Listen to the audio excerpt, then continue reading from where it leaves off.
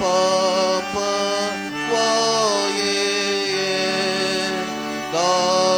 ಕಾರುಣ್ಯ ಮಾಡು ದೇವಾಯಜ್ಞ ಪಶು ಲೋಕ ಪಾಪವಾಯೇ ಕಾರುಣ್ಯ ಮಾಡು ದೇವಾಯಜ್ಞ ಪಶು ಲೋಕ ಪಾಪವಾಯೇ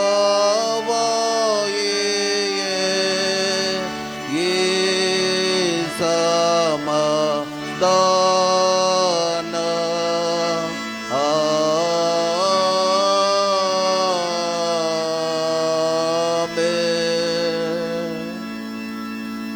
ಆರಂಭ ಮಾಡೋಣ.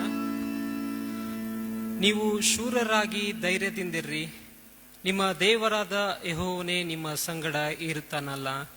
ನಮ್ಮ ಆರಂಭವು ತಂದೆ, ಮಗ, ದೇವರು ಪರಿಶುದ್ಧಾತ್ಮನಾಗಿರುವ ತ್ರಿಯೇಕ ನಾಮದಲ್ಲಿ ಉಂಟಾಗಲಿ. ಆಮೇನ್. ಈ ಸಾಯಂಕಾಲದ ವೇಳೆಯಲ್ಲಿ ನಾವು ಹಾಡುವಂತ ಸಂಗೀತಗಳಲ್ಲಿ 74ನೇ ಸಂಗೀತವನ್ನು ಹಾಡಿಕೊಳ್ಳೋಣ. ಸಂಗೀತಗಳಲ್ಲಿ 74, 1 ಮತ್ತು 2ನೇ ಚರಣವನ್ನು ಮಾತ್ರ ರಾಗ ಮಾಡಿಕೊಳ್ಳೋಣ.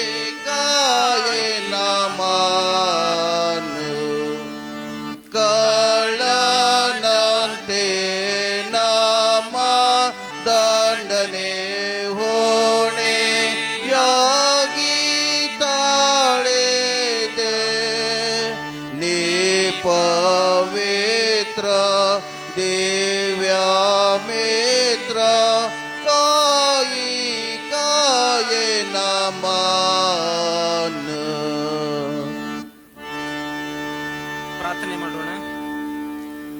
ನಮ್ಮನ್ನು ಅತಿಶಯವಾಗಿ ಪ್ರೀತಿ ಮಾಡಿದಂತಹ ಸ್ವರ್ಗೀಯ ತಂದೆ ದೇವರೇ, ಈ ಸಾಯಂಕಾಲ ವೇಳೆಯಲ್ಲಿ ಸ್ವಾಮಿ ಒಂದು ಚಿಕ್ಕ ಹಿಂಡಾಗಿ ನಿನ್ನ ಆಲಯದಲ್ಲಿ ಕೂಡಿ ಬಂದಿದ್ದೇವೆ ಸ್ವಾಮಿ. ಅಪ್ಪ ಸ್ವಾಮಿ, ನಮ್ಮನ್ನು ಆಶೀರ್ವದಿಸು, ಬಲಪಡಿಸು ಸ್ವಾಮಿ. ನಿನ್ನ ಕೃಪೆಗಳಿಂದ ತುಂಬಿಸಿ ನಡೆಸು ಸ್ವಾಮಿ. ನಮಗೆ ಬೇಕಾದಂಥ ಎಲ್ಲ ಸಹಾಯಗಳನ್ನು ಮಾಡಿದ್ದೀರಿ ಸ್ವಾಮಿ. ಹೌದು ಸ್ವಾಮಿ, ಬರ್ಬೋದಾದಂಥ ಕೇಡು ಗಂಡಾಂತರಗಳಿಂದಲೂ ಸ್ವಾಮಿ, ಆಪತ್ತು ವಿಪತ್ತುಗಳಿಂದಲೂ ಸ್ವಾಮಿ, ಸೈತಾನ್ನ ಅಂಧಕಾರ ಶಕ್ತಿಗಳಿಂದಲೂ ಸ್ವಾಮಿ ನಮ್ಮನ್ನು ಬಿಡಿಸಿದ್ದೀರಿ. ಅದಕ್ಕಾಗಿ ಸ್ತೋತ್ರ ಸಲ್ಲಿಸ್ತೇವೆ ಸ್ವಾಮಿ. ಅಪ್ಪ ಸ್ವಾಮಿ, ನಿನಗೆ ಸ್ತೋತ್ರ ಸಲ್ಲಿಸಲು ಸ್ವಾಮಿ ಕರ್ತನೆ ನಾವು ಯೋಗ್ಯರಾಗಿದ್ದೇವೆ ಸ್ವಾಮಿ. ನಿನಗೆ ಸ್ತೋತ್ರ ಸಲ್ಲಿಸ್ತೇವೆ ಸ್ವಾಮಿ ಕರ್ತನೆ. ನೀನು ಮಾಡಿದಂಥ ಎಲ್ಲಾ ಉಪಕಾರಗಳಿಗಾಗಿ ಸ್ತೋತ್ರ ಸಲ್ಲಿಸ್ತೇವೆ ಸ್ವಾಮಿ ಕರ್ತನೆ. ಇಂದು ಸಾಯಂಕಾಲದ ವೇಳೆಯಲ್ಲಿ ಸ್ವಾಮಿ ವಾಕ್ಯ ಸಂದೇಶವನ್ನು ಕೇಳುತ್ತಿರುವಾಗ ಸ್ವಾಮಿ ಅಪ್ಪ ಸ್ವಾಮಿ, ಆ ವಾಕ್ಯದ ಮುಖಾಂತರ ನನ್ನ ಜೀವಿತದಲ್ಲಿ, ನಮ್ಮ ಜೀವಿತದಲ್ಲಿ ನೀನು ಬದಲಾವಣೆಯನ್ನು ತೆಗೆದುಕೊಂಡು ಬಾ ಎಂಬುದಾಗಿ ಪ್ರಾರ್ಥಿಸ್ತೇವೆ ಸ್ವಾಮಿ. ಅಪ್ಪ, ನಿನ್ನ ವಾಕ್ಯವು ಸ್ವಾಮಿ ಅದು ಜೀವಿಸುವಂತ ವಾಕ್ಯವಾಗಿದೆ ಸ್ವಾಮಿ. ನಿನ್ನ ವಾಕ್ಯದಲ್ಲಿ ಇರುವಂತೆ ನೀನು ನಡೆಸುವಾತನಾಗಿದ್ದೀ ಸ್ವಾಮಿ. ಅದಕ್ಕಾಗಿ ಸ್ತೋತ್ರ ಸಲ್ಲಿಸ್ತೇವೆ ಸ್ವಾಮಿ. ನಿನ್ನ ವಾಕ್ಯದಲ್ಲಿ ಇರುವಂತೆ ನಾವು ನಡ್ಲಿಕ್ಕಾಗುವಂತೆ ನೀನು ಕೃಪೆಯನ್ನು ದಯಪಾಲಿಸು ಎಂಬುದಾಗಿ ಪ್ರಾರ್ಥಿಸ್ತೇವೆ ಸ್ವಾಮಿ. ಅಪ್ಪ ಸ್ವಾಮಿ, ಈ ಸಾಯಂಕಾಲ ವೇಳೆಯಲ್ಲಿ ಸ್ವಾಮಿ ಅಪ್ಪ ರೋಗದಲ್ಲಿ ಇರುವವರಿಗಾಗಿ ಸ್ವಾಮಿ ಕರ್ತನೆ, ಸಂಕಟಗಳಲ್ಲಿ ಇರುವವರಿಗೆ ಸ್ವಾಮಿ, ಅನಾರೋಗ್ಯದಿಂದ ಇರುವವರಿಗಾಗಿ ಪ್ರಾರ್ಥಿಸ್ತೇವೆ ಸ್ವಾಮಿ ಕರ್ತನೆ. ಅಪ್ಪ, ಯಾರ್ಯಾರ ಬಲಹೀನತೆಗಳು ಸ್ವಾಮಿ ಅಪ್ಪ, ಅವರ ಕುಂದು ಕೊರತೆಗಳು ಸ್ವಾಮಿ, ಯಾವ ಕಷ್ಟದಿಂದ ನೀನಲ್ಲಿ ಪ್ರಾರ್ಥಿಸ್ತಾ ಇದ್ದಾರೆ ಎಂಬುದಾಗಿ ನೀನು ಬಲಾತನಾಗಿದ್ದಿ ಸ್ವಾಮಿ ಕರ್ತನೆ. ಅವರೆಲ್ಲಾ ಪ್ರಾರ್ಥನೆಗಳನ್ನು ಲಾಲಿಸು ಸ್ವಾಮಿ. ಅವರೆಲ್ಲಾ ಪ್ರಾರ್ಥನೆಗಳಿಗೆ, ಕಣ್ಣೀರುಗಳಿಗೆ ಸ್ವಾಮಿ ನೀನು ಸದುತ್ತರವನ್ನು ದಯಪಾಲಿಸು ಎಂಬುದಾಗಿ ಪ್ರಾರ್ಥಿಸ್ತೇವೆ ಸ್ವಾಮಿ ಕರ್ತನೆ. ಅಪ್ಪ, ಭಿನ್ನವನ್ನು ಕೇಳುವಂತ ದೇವರು ನೀನಾಗಿದ್ಯಲ್ಲ ಸ್ವಾಮಿ. ಹೌದು ಸ್ವಾಮಿ, ನೀನು ಕಿವಿದ್ದು ಮೋಟುಗೈಯವನಲ್ಲ ಸ್ವಾಮಿ ಕರ್ತನೆ. ಹೌದು ಸ್ವಾಮಿ ಕರ್ತನೆ, ನೀನು ನೀಡಲು ಶಕ್ತನಾಗಿದ್ದಿ ಸ್ವಾಮಿ. ನನ್ನ ದೇವರು, ನನ್ನ ತಂದೆ ಆಗಿದ್ಯಲ್ಲ ಸ್ವಾಮಿ. ಅದಕ್ಕಾಗಿ ನಿನಗೆ ಸ್ತೋತ್ರ ಸಲ್ಲಿಸ್ತೇವೆ ಸ್ವಾಮಿ. ಅಪ್ಪ, ಹೌದು ಸ್ವಾಮಿ ಕರ್ತನೆ, ನಿನ್ನಲ್ಲಿ ಬೇಡಿಕೊಳ್ಳುವಾಗ ಸ್ವಾಮಿ ನಮಗೆ ಸಕಲವು ದೊರಕುತ್ತದೆ ಎಂಬುದಾಗಿ ನಾವು ನಂಬಿದವರಾಗಿದ್ದೇವೆ ಸ್ವಾಮಿ ಕರ್ತನೆ. ಹೌದು ಸ್ವಾಮಿ, ನಿನ್ನಲ್ಲಿ ನಂಬಿಕೆ ಇಟ್ಟು ಸ್ವಾಮಿ ಯಾರ್ಯಾರು ಯಾವ ವಿಷಯವಾಗಿ ಚಿಂತಿಸ್ತಾ ಇದ್ದಾರೆ ಸ್ವಾಮಿ ಕರ್ತನೆ, ಅಂತಾರೆಲ್ಲ ವಿಷಯಗಳನ್ನು ಸ್ವಾಮಿ ನಿನ್ನ ಪಾದಡಿಗೆ ಹಾಕ್ತೇವೆ ಸ್ವಾಮಿ. ಅವ್ರನ್ನ ಆಶೀರ್ವದಿಸು ಆಶೀರ್ವದಿಸು, ಬಲಪಡಿಸು ಸ್ವಾಮಿ ಕರ್ತನೆ. ಮತ್ತು ಸ್ವಾಮಿ, ಇಲ್ಲಿ ಬಂದಂಥವ್ರನ್ನು ಸ್ವಾಮಿ, ಬಾರದಂಥವ್ರನ್ನು ಎಲ್ಲರನ್ನು ಆಶೀರ್ವದಿಸು ಸ್ವಾಮಿ. ಅವರಿಗೆ ಬೇಕಾದಂಥ ಪ್ರತಿಫಲವನ್ನು ನೀನು ಕೊಟ್ಟು ಸ್ವಾಮಿ ಆಶೀರ್ವದಿಸಿ ನಡೆಸಬೇಕೆಂಬುದಾಗಿ ನಜರೇತಿನ ಯೇಸು ಕ್ರಿಸ್ತನ ಒಂದೇ ನಾಮದಲ್ಲಿ ಬೇಡಿ ಹೊಂದಿದ್ದೇವೆ ತಂದೆ, ಆಮೆನ್. ವೇದ ಪಾರಾಯಣ ಪಾಠವನ್ನು ಕೇಳುವ ಪೂರ್ವದಲ್ಲಿ ಹಾಡುವಂತ ಸಂಕೀರ್ತನೆಗಳಲ್ಲಿ 72ನೇ ಸಂಕೀರ್ತನವನ್ನು ಹಾಡಿಕೊಳ್ಳೋಣ. ಸಂಕೀರ್ತನೆಗಳಲ್ಲಿ 72 ಮೊದಲನೇ 2 ಚರಣವನ್ನು ರಾಗ ಮಾಡಿಕೊಳ್ಳೋಣ.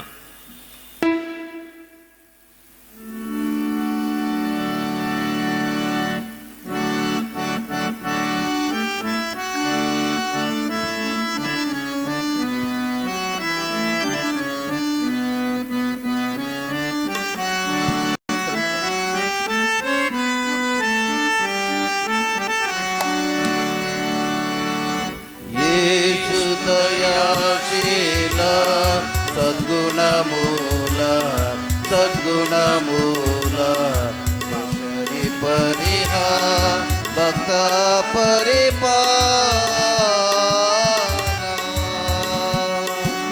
ಯೇಸು ದಯಾಶೀಲ ಸದ್ಗುಣಮೂಲ ಸದ್ಗುಣಮೂಲ ಶರಿ ಪರಿಹ ಭಕ್ತ ಪರಿಪಾಲ ಪರಿಶುದ್ಧವಾದ ನಿನ್ನ ಕರಗಳ ಮೊಳೆಗಳು ಇರಿದು ಹೋದವು ಗುರುವೇ ಎಂದಾಗೆ. ಪರಿಶುದ್ಧವಾದ ನಿನ್ನ ಕರಗಳ ಮೊಳೆಗಳು ಇರಿದು ಹೋದವು ಗುರುವೇ ಎಂದಾಗೆ. ಅರಸನ ಕರಗಳ ನಾನಿರುವರೆಗೆ ಇಳಿಯೋಳು ಸರಸಾಗಿ ಎಂದಾಗಿ ದುಡಿಯುವಂತೆ. ಯೇಸು ದಯಾಶೀಲ ಸದ್ಗುಣಮೂಲ ಸದ್ಗುಣಮೂಲ ದೋಷರಿ ಪರಿಹ ಭಕ್ತ ಪರಿಪಾಲ. ಪರಿಶುದ್ಧವಾದ ನಿನ್ನ ಕಾಲೊಳು ಮೊಳೆಗಳು ಇರಿದು ಹೋದವು ಕರ್ತ ಎಂದಾಗೆ. ಪರಿಶುದ್ಧವಾದ ನಿನ್ನ ಕಾಲೊಳು ಮೊಳೆಗಳು ಇರಿದು ಹೋದವು ಕರ್ತ ಎಂದಾಗೆ. ಅರಸನ ಕಾಲುಗಳ ನಾನೇನ ನಿಳಿಯೋಳು ನೀರುತ್ತ ಹಿಂಬಾಲಿಸಿ ನಡೆಯುವಂತೆಯೇ. ಯೇಸು ದಯಾಶೀಲ ಸದ್ಗುಣಮೂಲ ಸದ್ಗುಣಮೂಲ ದೋಷರಿ ಪರಿಹ ಭಕ್ತ ಪರಿಪಾಲ.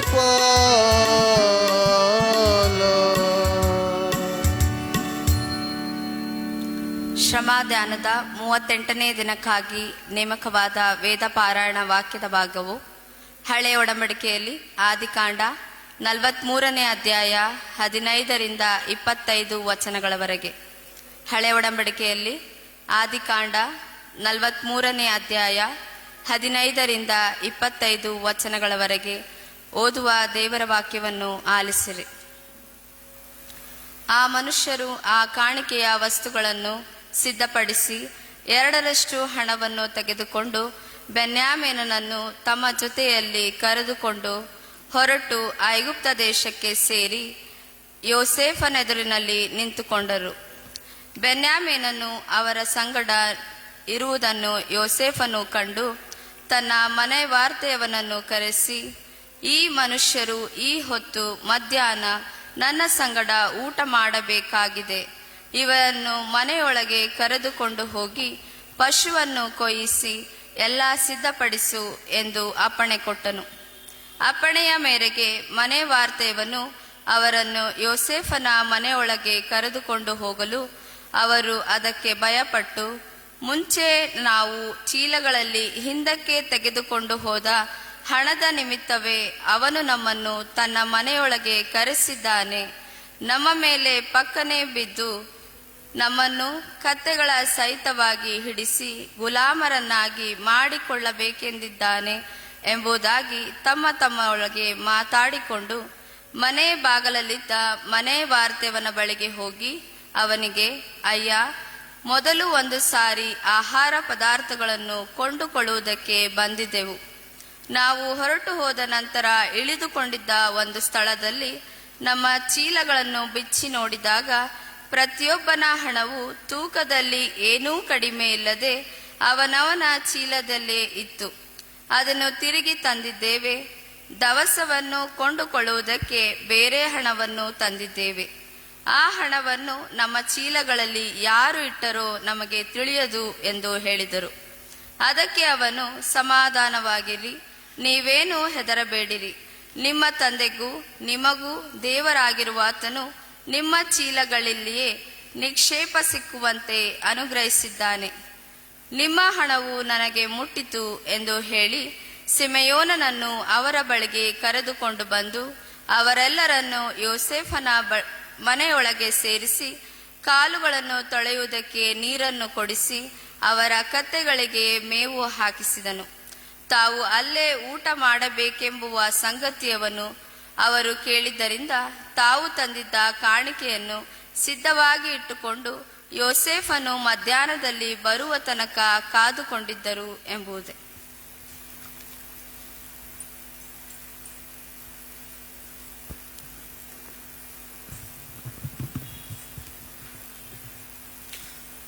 ನಾವು ತಂದಂಥ ಕಾಣಿಕೆಯನ್ನು ಕೂಡಿಸುವಾಗ ಹಾಡುವಂಥ ಸಂಕೀರ್ತನೆಗಳಲ್ಲಿ 64ನೇ ಸಂಕೀರ್ತನೆಯನ್ನು ಹಾಡಿಕೊಳ್ಳೋಣ.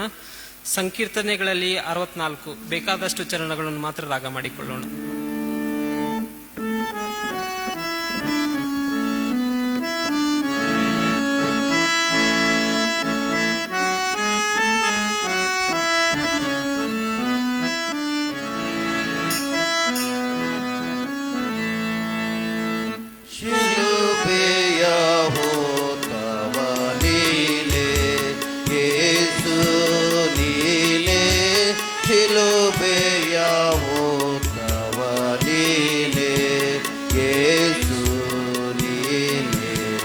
ಲಲಿತ ನಿವಾಸವ ಬೇಟವನೇನೆ,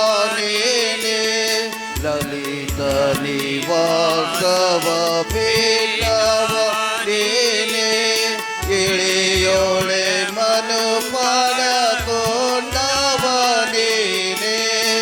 ಇಳಿಯೋಳೆ ಮನು ಪಡಕೊಂಡವನೇನೆ,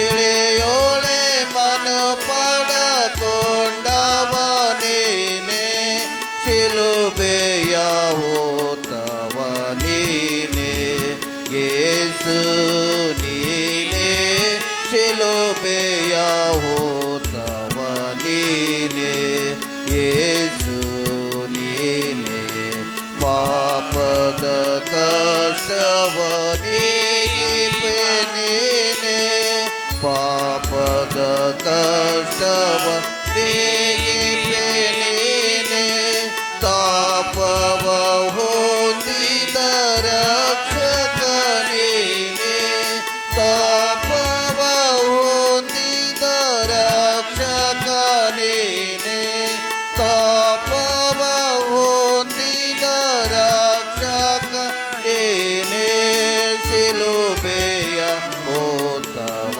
ನೀನೆ, ಯೇಸು ನೀನೆ, ಶಿಲುಬೆಯ ಹೋತವ ನೀನೆ, ಯೇಸು ನೀನೆ, ಜೀವವ ನಮ್ಮಲ್ಲಿ ಹುಟ್ಟಿಸಿ ನೀನೆ, ಜೀವವ ನಮ್ಮಲ್ಲಿ ಹುಟ್ಟಿಸಿ ನೀನೆ, ಸಾವಿನ ಕೊಂಡೆಯ ಮುರಿದವ ನೀನೆ, ಸಾವಿನ ಕೊಂಡೆಯ ಮುರಿದವ ನೀನೆ, ಸಾವಿನ ಕೊಂಡೆಯ ಮುರಿದವ ನೀನೆ, ಶಿಲುಬೆಯ ಹೋತವ ನೀನೆ,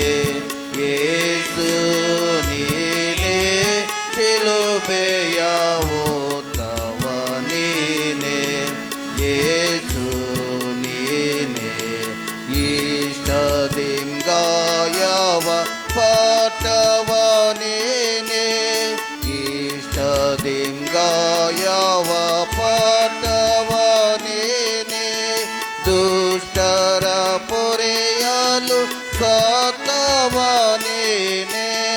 ದುಷ್ಟರ ಪೊರೆಯಲು ಸತ್ತವನೇನೆ ದುಷ್ಟರ ಪೊರೆಯಲು ಸತ್ತವನೇನೆ ಶಿಲುಬೆಯ ಹೋತವನೇನೆ ಯೇಸು ನೀನೆ ಶಿಲುಬೆಯ ಹೋತವನೇನೆ ಯೇಸು ನೀನೆ.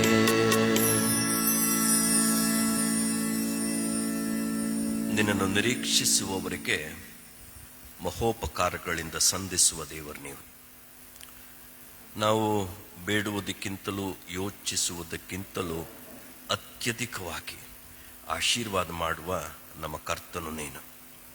ನಿನ್ನ ಮಹೋಪಕಾರಗಳಿಗೆ ಬದಲೇನು ಕೊಡಲಿ ಅಪ್ಪ? ರಕ್ಷಣೆಯ ಪಾತ್ರೆಯನ್ನು ಹಿಡಿದು ಸಭಾ ಮಧ್ಯದಲ್ಲಿ ನಿನ್ನನ್ನು ಘನಪಡಿಸುವುದೊಂದೇ. ಹೌದು ಕರ್ತನೇ,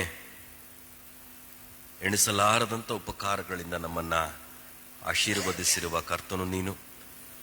ನೀನೇನೆಲ್ಲ ನಮಗೆ ಜೀವನಕ್ಕಾಗಿ ಆಶೀರ್ವದಿಸಿದೆಯೋ ಅವುಗಳನ್ನೇ ಪ್ರತ್ಯೇಕಿಸಿ ದಿನಾಲಯದಲ್ಲಿ ಆರಾಧನೆಯಲ್ಲಿ ಕಾಣಿಕೆಯಾಗಿ ಸಮರ್ಪಿಸಿರುತ್ತೇವಪ್ಪ. ಇದನ್ನು ನೀನು ಸ್ವೀಕರಿಸಿಕೊ. ಮೊದಲು ನಮ್ಮನ್ನು ನಾವು ಸಮರ್ಪಿಸಿಕೊಳ್ಳುವ ಹಾಗೆ ಕಲಿಸುತ್ತಾ ಈ ಕಾಣಿಕೆಯೊಂದಿಗೆ ನಮ್ಮನ್ನು ನೀನು ಸ್ವೀಕರಿಸಿ ಪಾವನಗೊಳಿಸಿ ಎಂದು ನಿನ್ನಲ್ಲಿ ಪ್ರಾರ್ಥಿಸುತ್ತಾ ಈ ಕಾಣಿಕೆಯೊಂದಿಗೆ ನಮ್ಮನ್ನು ನಾವೇ ಯೇಸು ಕ್ರಿಸ್ತನ ಮೂಲಕ ನನಗೆ ಸಮರ್ಪಿಸಿಕೊಳ್ಳುತ್ತೇವೆ ತಂದೆಯೇ, ಆಮೆನ್.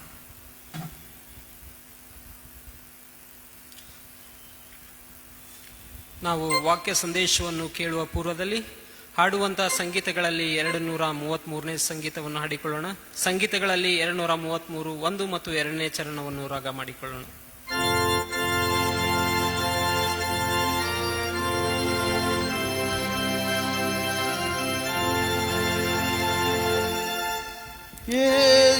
ಯೇಸುವನ್ನು ನೋಡು ಸೋತ ಪಾಪಿಯೇ, ನಿನ್ನ ಪಾಪವೆಲ್ಲ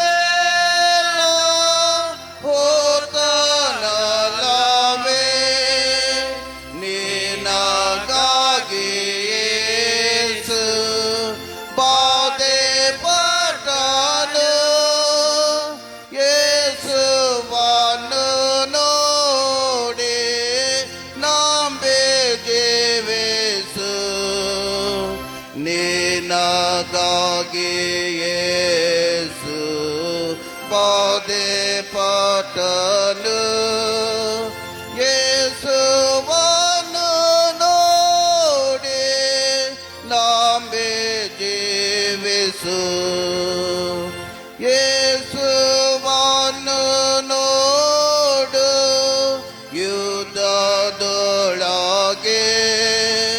ಶತ್ರು ಬಾಲ ಸುತ್ತ ಮುತ್ತಿ ಬಂದರೆ ಅಲ್ಪ ತ್ರಾಣಿ ಹೋರು ವಾಕ್ಯ ಶಾಸ್ತ್ರದೇ. ಯೇಸುವನ್ನು ನೋಡಿ ನಂಬಿಕೆಲುವೆ, ಅಲ್ಪತ್ರಾಣಿ ಹೋರು ವಾಕ್ಯ ಶಾಸ್ತ್ರದೇ. ಯೇಸುವನ್ನು ನೋಡಿ ನಂಬಿಕೆಲುವೆ.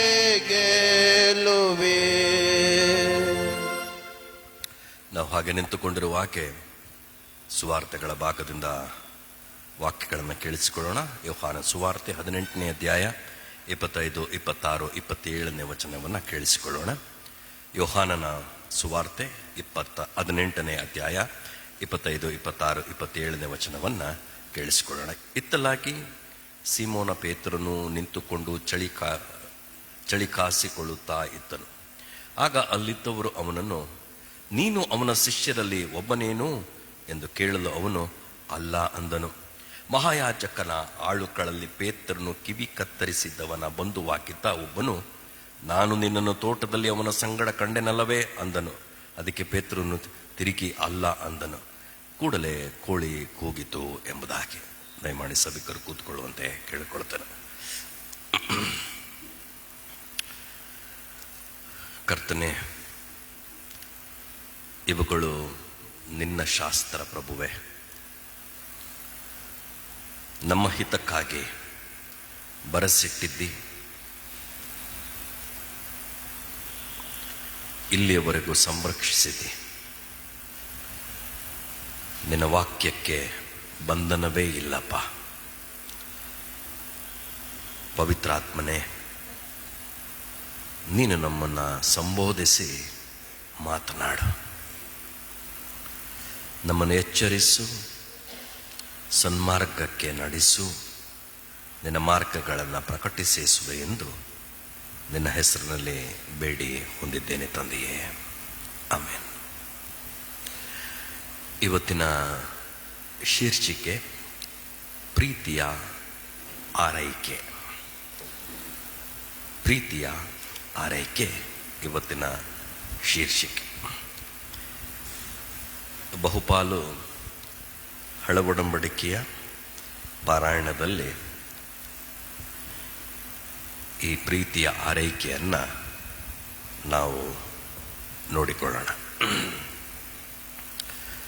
ನಾವು ಓದಿದಂಥ ಹಳೆ ಒಡಂಬಡಿಕೆಯ ಭಾಗ ಯಾಕೋಬನ ಮಕ್ಕಳಲ್ಲಿ 11 ಜನ ಯೋಸೇಫನ ಬಳಿಗೆ ಎರಡನೆಯ ಸಾರಿ ಭೇಟಿ ಇಡುತ್ತಿದ್ದಾರೆ. So we should understand that is the second trip. ಮೊದಲನೇ ಟ್ರಿಪ್ ಆಗಿತ್ತು. ಮೊದಲನೇ ಟ್ರಿಪ್ಪಲ್ಲಿ ಯೋಸೇಫನಿಗೆ ಬಂದ ಈ 10 ಮಂದಿ ಯಾರು ಅಂತ ಗೊತ್ತಿತ್ತು. ಮೊದಲನೇ ಟ್ರಿಪ್ಪಲ್ಲಿ ಯಾರು ಇವರು ಅಂತ ಗೊತ್ತಿತ್ತು. ಬೆನ್ಯಾಮೀನನು ತಂದೆಯ ಬಳಿಯಲ್ಲಿದ್ದ.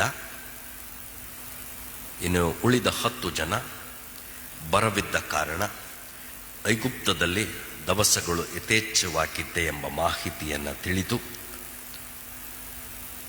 ದವಸಗಳನ್ನು ಕೊಂಡುಕೊಳ್ಳುವುದಕ್ಕಾಗಿ ಪ್ರಯಾಣ ಬೆಳೆಸಿದ್ದಾರೆ.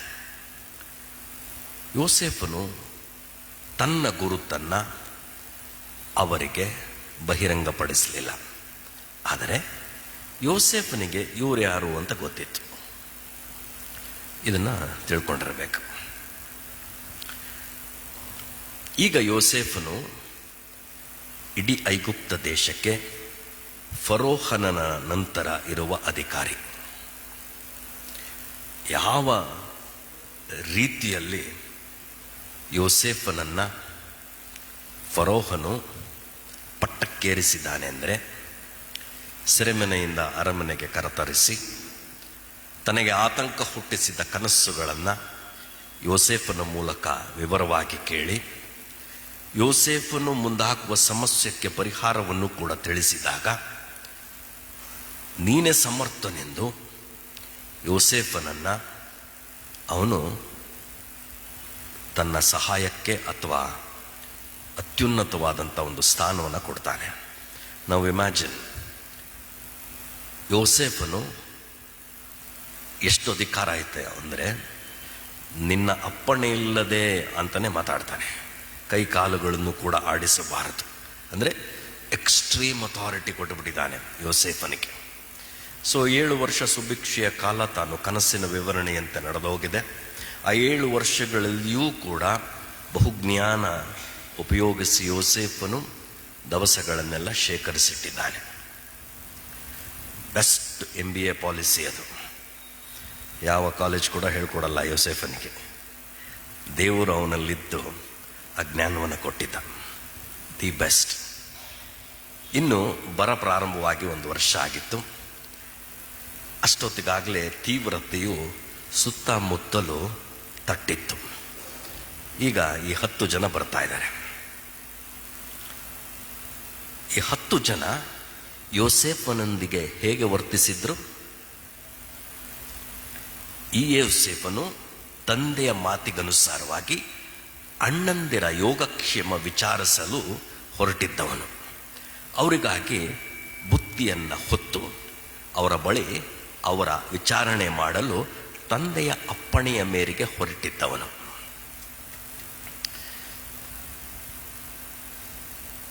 ಹಿತಕಾರಿಯ ಆಲೋಚನೆ ಯೋಸೇಫನಿಗೆ.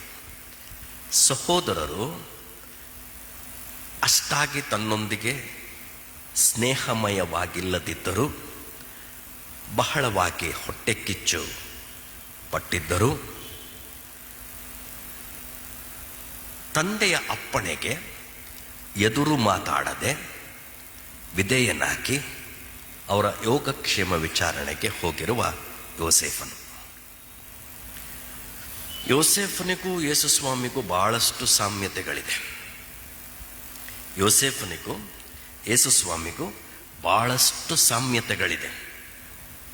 ಒಂದು ರೀತಿಯಲ್ಲಿ ಯೋಸೇಫನು ಯೇಸುವನ್ನ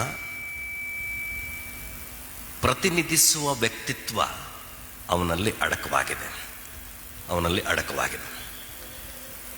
ಲೋಕದವರು ತನ್ನನ್ನು ಸ್ವೀಕರಿಸುವುದಿಲ್ಲ, ಅದರಲ್ಲೂ ತನ್ನ ಸ್ವಂತದವರು ಅವನನ್ನು ತಿರಸ್ಕರಿಸುತ್ತಾರೆಂದು ಈ ಮೊದಲೇ ನಿಷ್ಕರ್ಷೆಯಾಗಿದ್ದರೂ ಕೂಡ ಯೇಸು ತಂದೆಯ ಅಪ್ಪಣೆಯ ಮೇರೆಗೆ ಕಾಲ ಪರಿಪೂರ್ಣವಾದಾಗ ಕನ್ಯಾಮರಿಯಲ್ಲಿ ಜನಿಸಿ ಪಸ್ಕದ ಯಜ್ಞದ ಕುರಿಯಾಗಿ ಸಾಗುತ್ತಾನೆ.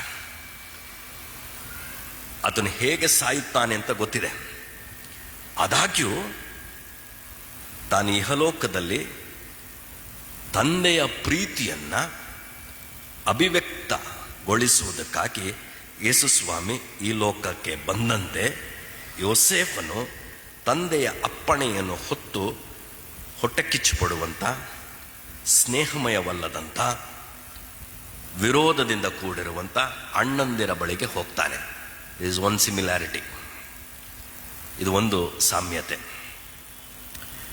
ಈ ಸಾಮ್ಯತೆ ಅಡಿಯಲ್ಲಿ ನಮ್ಮನ್ನು ನಾವು ಪರೀಕ್ಷಿಸಿಕೊಳ್ಳಬೇಕು. ಸಪೋಸಿಂಗ್ ಯೋಸೇಫನ ಸ್ಥಾನದಲ್ಲಿ ನೀವಿದ್ದಿದ್ದರೆ, ನಿಮ್ಮ ಮನೆಯವರು ನಿಮ್ಮನ್ನು ವಿರೋಧಿಸಿ ಸಂಕಟಗಳಲ್ಲಿ ಬಿದ್ದು, ನೀವು ಸುಸ್ಥಿತಿಯಲ್ಲಿದ್ದು, ನಿಮ್ಮನ್ನು ಬಾಧಿಸಿರುವಂಥ ನಿಮ್ಮ ಮನೆಯವರು ನಿಮ್ಮ ಗುರುತು ಇಲ್ಲದೆ ನಿಮ್ಮ ಬಳಿಗೆ ಸಹಾಯ ಯಾಚಿಸಲು ಬಂದರೆ ನನ್ನ ಪ್ರತಿಕ್ರಿಯೆ ಹೇಗಿರಬಹುದು? ಅದು ನೀವು ನೋಟ್ಸ್ ಮಾಡಿ, ಪರವಾಗಿಲ್ಲ, ನೋ ಪ್ರಾಬ್ಲಮ್. ನಿಮ್ಮ ಪ್ರತಿಕ್ರಿಯೆ ಹೇಗಿರಬಹುದು? ಯೋಸೇಫನಿಗೆ ಅಧಿಕಾರ ಇದೆ. ಯೋಸೇಫನ ಬಳಿಗೆ ಇವರು ಬಂದಿದ್ದಾರೆ. ಐಗುಪ್ತ ದೇಶದ ಸರಹದ್ದಿನಲ್ಲಿ ಅವನ ಅಧಿಕಾರಿ ಚಾಲ್ತಿಯಲ್ಲಿದೆ. It is in progress. It is in ಇದು ಏನು ಅಧಿಕಾರ ಇದೆ ಅವನಿಗಲ್ಲಿ. He can do whatever he want. ಏನು ಬೇಕಾದರೂ ಮಾಡಬಹುದು. ಅವನ ಬಳಿಗೆ ಬರ್ತಾರೆ. ಅವನ ಬಳಿಗೆ ಬಂದಾಗ ಮೊದಲನೇ ಭೇಟಿಯಲ್ಲಿ ಗುರುತು ಹಿಡಿದಿರುವಂಥ ಯೋಸೇಫನು ಬಿರುನುಡಿಯಿಂದ ಪ್ರಶ್ನಿಸಿ, ನೀವು ಗೂಢಾಚಾರ್ಯರೆಂದು ಅವರ ಮೇಲೆ ಸಂಶಯಪಟ್ಟು, ಮುದುಕನು ಬದುಕಿದ್ದಾನೋ ಅಂತ ಕೇಳ್ತಾನೆ. ನಿಮ್ಮ ತಂದೆ ಬದುಕಿದ್ದಾನೋ? ಪಾಪ ಅವರು ಬಹಳ ಗಲಿಬಿಲಿ ಆಗಿರಬೇಕು. ಯಾಕಂದ್ರೆ ಗೂಢಾಚಾರ್ಯರೆಂದು ಅಪವಾದನೆ ಹೊರಿಸ್ಬಿಟ್ಟಿದ್ದಾನೆ. ದೇಶ ಹೇಗಿದೆ ಅಂತ ನೋಡಿಕೊಳ್ಳುವುದಕ್ಕಾಗಿ ಬಂದವರು ನೀವು. ಆ ಪ್ರಶ್ನೆನೇ ಅವರನ್ನು ಕುಗ್ಗಿಸಿರಬೇಕು, ಅವರ ಮನಸ್ಸನ್ನು ಛಿದ್ರ ಮಾಡಿರಬೇಕು. ಯೋಸೇಫನಿಗೆ ಗೊತ್ತು ಇವರು ಯಾರು ಅಂತ. ಇವರು ಬಂದಂಗೆ ಅಡ್ಡ ಬೀಳ್ತಾರೆ. ಕನಸು ನೆರವೇರಿದೆ. ಯೋಸೇಫನಿಗೆ ಹಾಸ್ಯನೂ ಆಗಿರ್ಬೋದು. ಯೋಸೇಫನಿಗೆ ಇವರು ವಿರೋಧ ಮಾಡಿರುವ ನನ್ನ ಸಹೋದರರೇ ಎಲ್ಲ ಓಡಾಡಿರ್ಬೋದು ಅನ್ನೋ ಮನಸ್ಸಿನೊಳಗೆ. 3 ದಿವಸ ಸೆರೆಯಲ್ಲಿಡ್ತಾನೆ. Can you now imagine? 3 days ಸೆರೆಯಲ್ಲಿಡ್ತಾನೆ. ಅವನ ಅಧಿಕಾರ ಏನು ಅಂತ ಪರಿಚಯಿಸ್ತಾನೆ. ಆಮೇಲೆ ಹೇಳ್ತಾನೆ, ನನಗೂ ದೇವರ ಭಯ ಇದೆ. ಆಹಾರಕ್ಕಾಗಿ ಕಾಯುತ್ತಿರುವ ನಿನ್ನ ಮನೆಯವರಿಗೋಸ್ಕರ ದವಸಗಳನ್ನು ಸಂಗ್ರಹಿಸಿ ತೆರಳಿ ಒಬ್ಬನನ್ನು ನನ್ನ ಮಧ್ಯದಲ್ಲಿ ಬಿಡ್ರಿ ಅಂತಾನೆ. ಒಬ್ಬನನ್ನು ನನ್ನ ಮಧ್ಯೆ ಬಿಡ್ರಿ. ಕ್ಯಾನ್ ಯು ಇಮ್ಯಾಜಿನ್ 10 ಜನಕ್ಕೆ ಏನಾಗಿರಬೇಕು ಅಂತ? ಏನಾಗಿರಬೇಕು? ಸೊ ನಮಗೆ ಗೊತ್ತಿದೆ, ಸೆರೆಯಲ್ಲಿ ಸಿಮಿಯೋನನಿದ್ದಾನೆ. ಬಂದ 10 ಜನ 9 ಜನ ದವಸ ಖರೀದಿ ಮಾಡಿದ್ದಾರೆ, ಹಣವನ್ನು ಕೊಟ್ಟಿದ್ದಾರೆ. ಸಾಕಷ್ಟು ಅಪ್ಪಣೆಯ ಮೇರೆಗೆ, ಯೋಸೇಫನ ಅಪ್ಪಣೆಯ ಮೇರೆಗೆ ಸೇವಕರು ಚೀಲಗಳನ್ನು ತುಂಬಿಸಿದ್ದಾರೆ. ಚೀಲಗಳನ್ನು ತುಂಬಿಸಿ ಇವರು ಕಾನಾನ್ ದೇಶಕ್ಕೆ ಪ್ರಯಾಣ ಮಾಡಿದ್ದಾರೆ. ಅದು ಮಾರ್ಗ ಮಧ್ಯದಲ್ಲಿ ನಮಗೆ ಗೊತ್ತಿದೆ, ಎಲ್ಲ ಕತೆ, ಸಣ್ಣ ಸ್ಕೂಲ್ ಕತೆ ಇದು. ಇನ್ನೊಂದು ಗಾಬರಿ ಆಗುವಂಥ ವಿಚಾರ, ಇವರು ಕೊಟ್ಟ ಹಣ ಅವರ ಚೀಲದಲ್ಲಿದೆ. ಇದಿನ್ನೊಂದು ಗಾಬರಿ. ಇದೇನಾಯಿತು? ಸರಿ, ಹೇಗೋ ಏನೋ ಮನೆಗೆ ಸೇರ್ತಾರೆ. ಮನೆಗೆ ಸೇರಿ ಅವ್ರು ಅಷ್ಟೊತ್ತಿಗಾಗಲೇ ವಿವರಣೆ ಕೊಟ್ಟುಬಿಟ್ಟಿರ್ತಾರೆ. ಏನು ವಿವರಣೆ ಕೊಟ್ಟುಬಿಟ್ಟಿರ್ತಾರೆ? ನಾವು ಒಟ್ಟು ನಮ್ಮ ತಂದೆಗೆ 12 ಮಂದಿ ಮಕ್ಕಳು, ಕಿರಿಯವನು ಮನೆಯಲ್ಲಿದ್ದಾನೆ, ಒಬ್ಬನು ನಮ್ಮ ಮಧ್ಯದಲ್ಲಿಲ್ಲ, ಇನ್ನು ಉಳಿದವರು ಬಂದಿದ್ದೇವೆ ಅಂತ. ಅಲ್ಲಿಗೆ ಅಣ್ಣಂದಿರ ದೃಷ್ಟಿಯಲ್ಲಿ ಯೋಸೇಫನು ಏನಾಗಿದ್ದ? ಯೋಸೇಫನು ಏನಾಗಿದ್ದ? ಸತ್ತು ಹೋಗಿದ್ದ. ಅಣ್ಣಂದಿರ ದೃಷ್ಟಿಯಲ್ಲಿ ಬದುಕಿದ್ದರೂ ಕೂಡ ಸತ್ತು ಹೋಗಿದ್ದ. It is something very similar to Jesus. ಆತನನ್ನು ಕೂಡ ಸಾಯಿಸಿರುತ್ತಾರೆ. ಬಹಳ ಹತ್ತಿರವಿರುವಂಥ ಸಾಮ್ಯತೆಗಳು ಇವು. ಯೋಸೆಫನ್ಗೆ ಹೇಗಾಗಿರಬೇಕು? ನನ್ನನ್ನೇ ಇವರು ಹೇಗಂತ ಇದ್ದಾರೆ, ನೀವು ಅಧಿಕಾರ ಹೊಂದಿದ್ದೀರಾ ಅಂತ ತಿಳ್ಕೊಳ್ಳಿ. ನಿಮ್ಮನ್ನು ವಿರೋಧಿಸುವವರು ನಿಮ್ಮ ಬಳಿಗೆ ಬಂದು ನಿಮ್ಮನ್ನು ಬಹಳಷ್ಟು ವಿರೋಧಿಸಿದ್ದಾಯಿತು, ಹೊಟ್ಟೆ ಕಿಚ್ಚುಪಟ್ಟಾಯಿತು, ಸಂಚು ಮಾಡಿದ್ದಾಯಿತು, ಗುಂಡಿಗೆ ಹಾಕಿದ್ದಾಯಿತು. ಯೋಸೇಫನನ್ನು ಬೆಳ್ಳಿ ನಾಣ್ಯಗಳಿಗೆ ಮಾರಿದ್ದಾರೆ. ಯೇಸು ಸ್ವಾಮಿಯನ್ನು ಬೆಳ್ಳಿ ನಾಣ್ಯಗಳಿಗೆ ಮಾರಿದ್ದಾರೆ. ಬೆಳ್ಳಿ ನಾಣ್ಯಗಳು ಸಾಮ್ಯತೆಗಳು. ಸೊ ಬದುಕಿರುವಾಗಲೇ ನೀವು ಸತ್ತವರೇ ಅಂತ ನಿಮಗೆ ನಿರ್ಣಯಿಸಿದರೆ ನೀವು ಆ ವಾರ್ತೆಯನ್ನು ಹೇಗೆ ಸ್ವೀಕರಿಸ್ತೀರಾ? ನೀವು ಬದುಕಿರುವಾಗಲೇ ನಿಮ್ಮ ಡೆತ್ ಸರ್ಟಿಫಿಕೇಟ್ ನಿಮಗೆ ಕೊಟ್ಟರೆ ಹೇಗಿರುತ್ತೆ?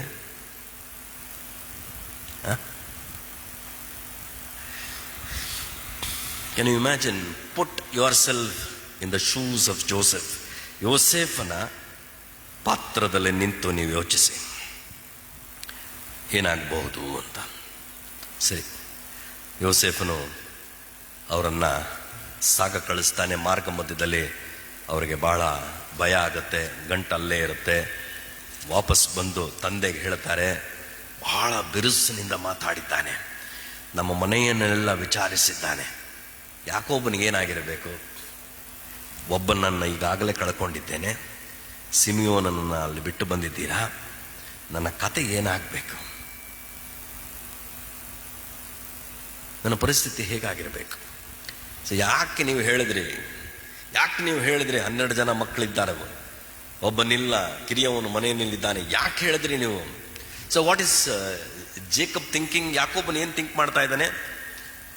ಇವ್ರಿಗೆ ನಾನು ಏನು ಕೆಲಸ ಕೊಟ್ಟಿದ್ದೆ? ಹೋಗಿ ಆಹಾರ ತಗೊಂಡು ಬರಬೇಕಾಯ್ತು. ಪರಿವಾರದವರೆಲ್ಲರ ಆಧಾರ್ ಕಾರ್ಡ್ ಕೊಡುವನ್ನ, ಅವರ ಪರಿಚಯ ಮಾಡುವನ್ನ ನಾನು ಇವರಿಗೆ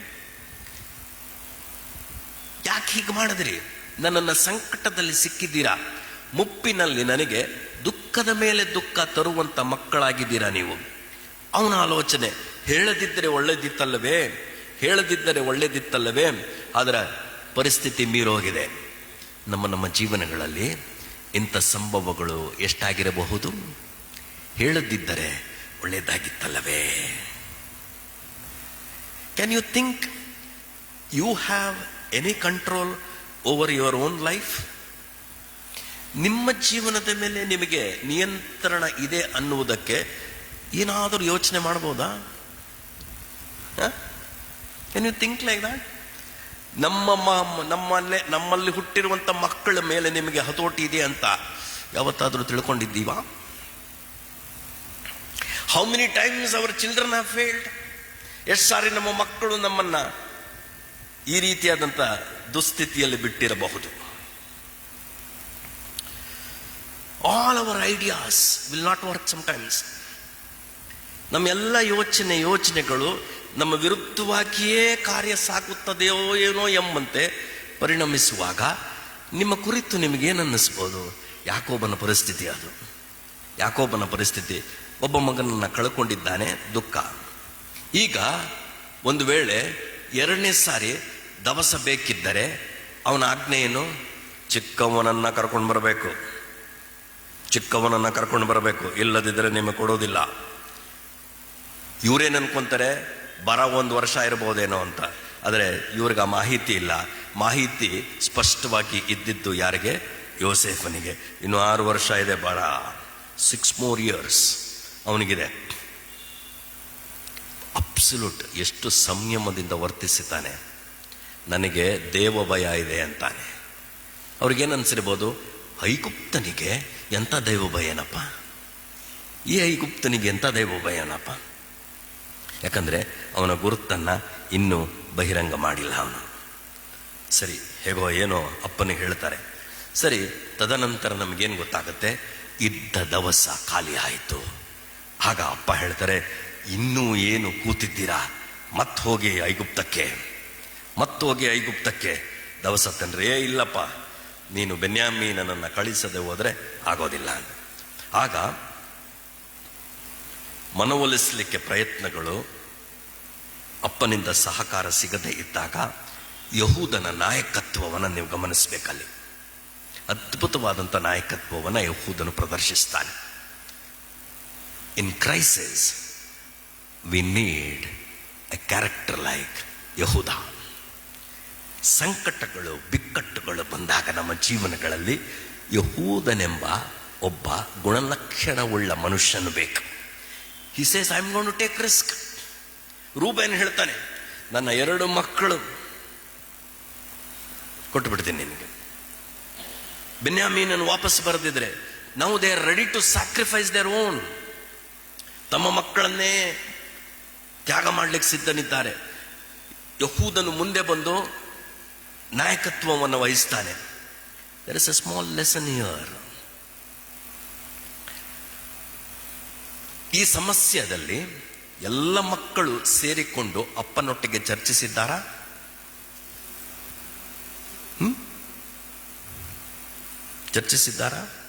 ಚರ್ಚಿಸಿದ್ದಾರೆ. In crisis our Christian character comes out. ಚೆನ್ನಾಗಿ ತಿಳ್ಕೊಳ್ರಿ. ಇಕ್ಕಟ್ಟು ಬಿಕ್ಕಟ್ಟುಗಳಿದ್ದಾಗಲೇ ನಮ್ಮ ಒಳಗಡೆ ಇರುವ ಕ್ರಿಸ್ತನ ಗುಣಲಕ್ಷಣಗಳು ಅನಾವರಣವಾಗುತ್ತೆ. Your real character comes out in your crisis. ಎಲ್ಲ ಚೆನ್ನಾಗಿದ್ದಾಗಲ್ಲ, ಎಲ್ಲ ಚೆನ್ನಾಗಿದ್ದಾಗ ನಮ್ಮ ರಿಂಗ್ ಟೋನೇ ಬೇರೆ. ಏನು ನಮ್ಮ ರಿಂಗ್ ಟೋನು ಎಲ್ಲ ಚೆನ್ನಾಗಿದ್ದಾಗ? ಏನಂತೀರ ರಮ್ನೆ? ರಿಂಗ್ ಟೋನ್ ಏನು ಎಲ್ಲ ಚೆನ್ನಾಗಿದ್ರೆ? ಪ್ರೇಸ್ ದ ಲಾರ್ಡ್ಗೆ ಏನು ಕಡಿಮೆ ಇಲ್ಲ, ಹಲ್ಲೆಲೂಯಕ್ಕೇನು ಕಡಿಮೆ ಇಲ್ಲ. ಇಕ್ಕಟ್ಟು, ಕಣಿವೆ, ಬಿಕ್ಕಟ್ಟು, ಅವಮಾನ, ಕಳವಳ, ತಳಮಳ, ದುಃಖ, ಮುಂದೇನಾಗುತ್ತೋ ಅನ್ನುವ ದುಗುಡ ಮನಸ್ಥಿತಿಯಲ್ಲಿಯೇ ನಮ್ಮದು ಬಂಡವಾಳ ಗೊತ್ತಾಗೋದು. Many times we become restless, many times we become impatient. ಅನೇಕ ಸಾರಿ ತಾಳ್ಮೆ ಕಳ್ಕೊಳ್ತೀವಿ, ಅನೇಕ ಸಾರಿ ನಮ್ಮಲ್ಲಿರುವ ಸಮಾಧಾನವನ್ನು ಕಳ್ಕೊಳ್ತೀವಿ, ಅನೇಕ ಸಾರಿ ಕಳವಳದಿಂದ ನಾವು ತೆಕ್ಕೊಳ್ಳುವ ತೀರ್ಮಾನಗಳು ನಮ್ಮ ವಿರುದ್ಧವಾಗಿಯೇ ನಿಂತುಕೊಳ್ಳಲಿಕ್ಕೆ ಸಾಧ್ಯ. All the 10 with father. ಭಯ ಇದೆ, ಆತಂಕ ಇದೆ, ಬಟ್ ದ ಡಿಸ್ಕಸ್.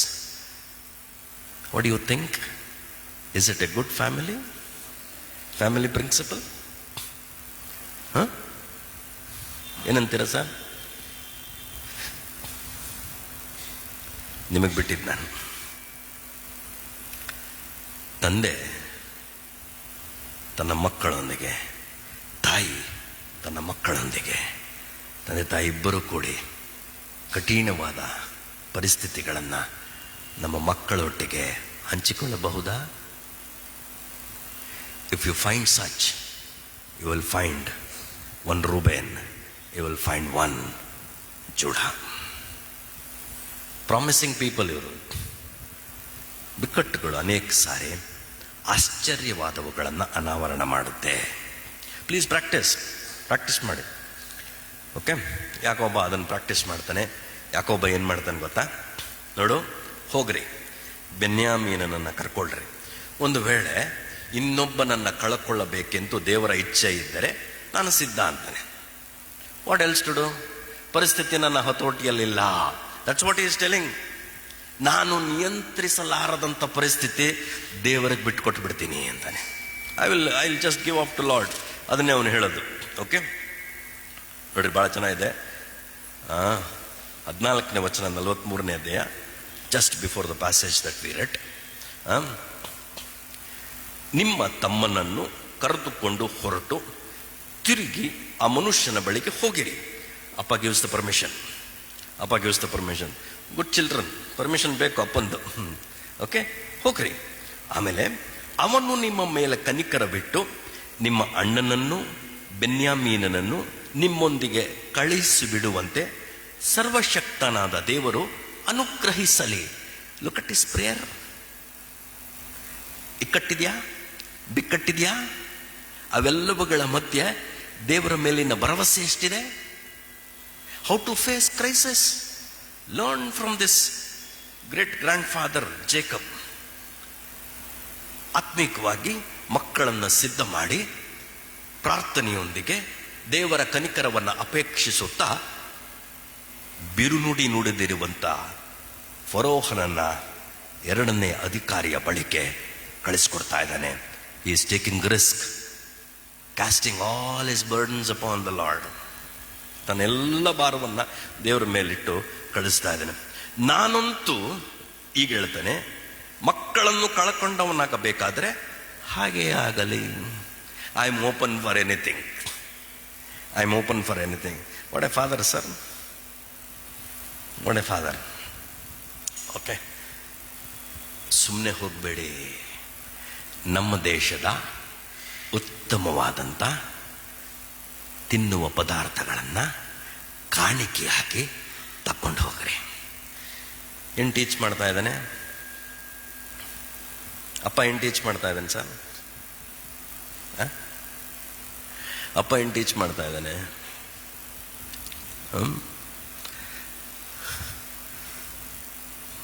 ಏನು ಸದ್ಗುಣನಪ್ಪ ಇದು. ಅಷ್ಟು ಭಾಳ ಟೀಚ್ ಮಾಡಿದ. ಬರಿಗೈಯಲ್ಲಿ ಅವನನ್ನು ಹೋಗಿ ಸಂಧಿಸಬೇಡಿ. ಅವನನ್ನು ಗೌರವಿಸಿ, ಅವನನ್ನು ಮಾನಿಸಿ. ಯಾಕೊಬ್ಬ ಇದನ್ನು ಮಾಡ್ತಾನೆ? ಅವನಿಗೆ ಗೊತ್ತಿತ್ತು, ನಾನು ನನ್ನ ಅಣ್ಣನನ್ನು ಭೇಟಿ ಮಾಡುವುದಕ್ಕಿಂತ ಮುಂಚೆ 20 ವರ್ಷ ಅಗಲಿದ್ನಲ್ಲ, ಆಗ ಕಾಣಿಕೆಗಳನ್ನು ಕೊಟ್ಟಿದ್ದೆ ಅಂತ.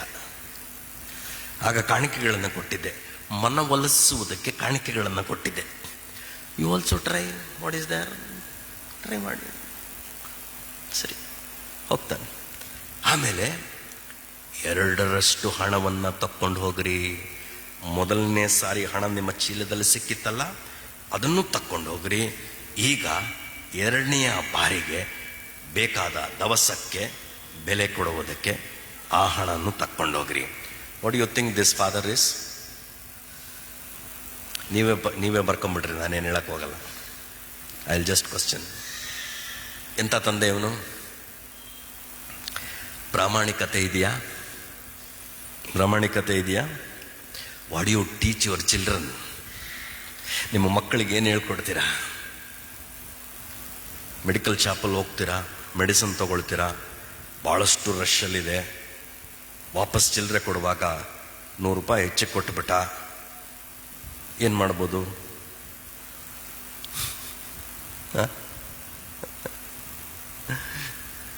What you teach your children? Practical ತಾನೇ ಇದು ನಮ್ಮ ಜೀವನದಲ್ಲಿ. What you teach your children? Go and return it. That is what home is. Sunday ಸ್ಕೂಲಲ್ಲೆಲ್ಲ ಹೇಳ್ಕೊಡೋಕ್ಕಾಗಲ್ಲಪ್ಪ, ನನಗೆ ಗೊತ್ತಿರೋಂಗೆ. I am not condemning Sunday school or discouraging Sunday school. ಮನೇಲಿ ಹೇಳ್ಕೊಡ್ಬೇಕು ಈ ಪಾಠನ, ಮನೇಲಿ ಹೇಳ್ಕೊಡ್ಬೇಕು ಪಾಠನ. ಫೇಸ್ ಇಟ್, ಎದುರಿಸ್ಬೇಕು. Don't run away from the situation. ಓಡಾಗಬೇಡ್ರಿ ಪರಿಸ್ಥಿತಿಯಿಂದ.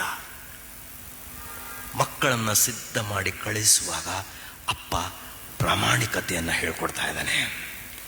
ಪ್ರಾಮಾಣಿಕತೆಯನ್ನು ಅಧಿಕಾರಿಯನ್ನು ಹೇಗೆ ಸಂಧಿಸಬೇಕು? ಗೌರವದಿಂದ ಸಂಧಿಸು, ಕಾಣಿಕೆಗಳನ್ನು ತಕ್ಕೊಂಡು ಹೋಗ್ರಿ. ಫೈನ್. ಇವಾಗ 2ನೇ ಟ್ರಿಪ್ಗೆ ಹೋಗ್ತಾ ಇದ್ದಾರೆ. 2ನೇ ಟ್ರಿಪ್ಗೆ ಹೋಗ್ತಾರೆ. ಆಮೇಲೆ ನೋಡೋಣ. 15ನೇ ವಚನ ಓದಿ ಆಯಿತು ಅಂತ ಕಾಣಿಸುತ್ತೆ. ಓಕೆ.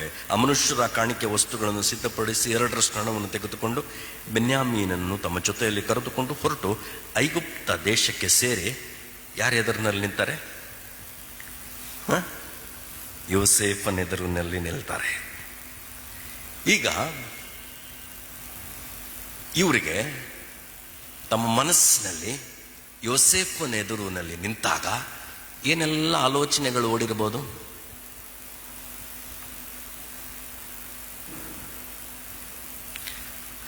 ಮೊದಲನೇ ಸಾರಿ ಹಣ ನಮ್ಮ ಹತ್ರ ಇದೆ, ಬಹಳ ಬಿರುಕು ನುಡಿಯಿಂದ ನುಡಿದಿದ್ದಾನೆ, ಸಿಮಿಯೋನನನ್ನ ಇನ್ನೂ ಬಿಡುಗಡೆ ಮಾಡಿಲ್ಲ, ಬೆನ್ಯಾಮೀನನನ್ನ ಕರ್ಕೊಂಡು ಬಾ ಅಂತ ಹೇಳಿದ್ದಾನೆ. ಹೆಂಗ್ ಫೇಸ್ ಮಾಡೋದು?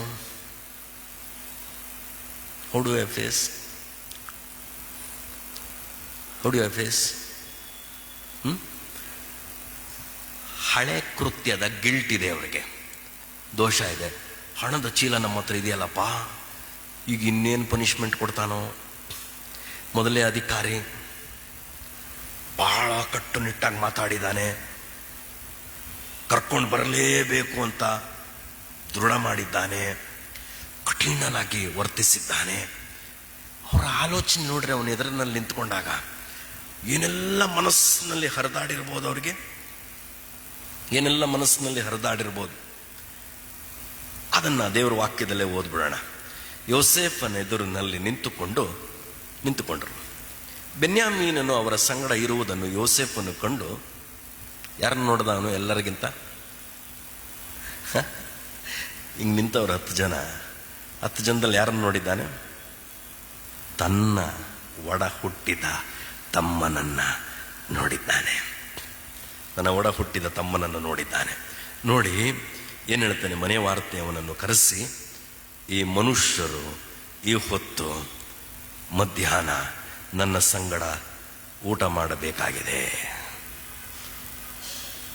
ಭಯ ಪರಿಹಾರ ಆಯ್ತಾ? ಕಳವಳ ಪರಿಹಾರ ಆಯ್ತಾ?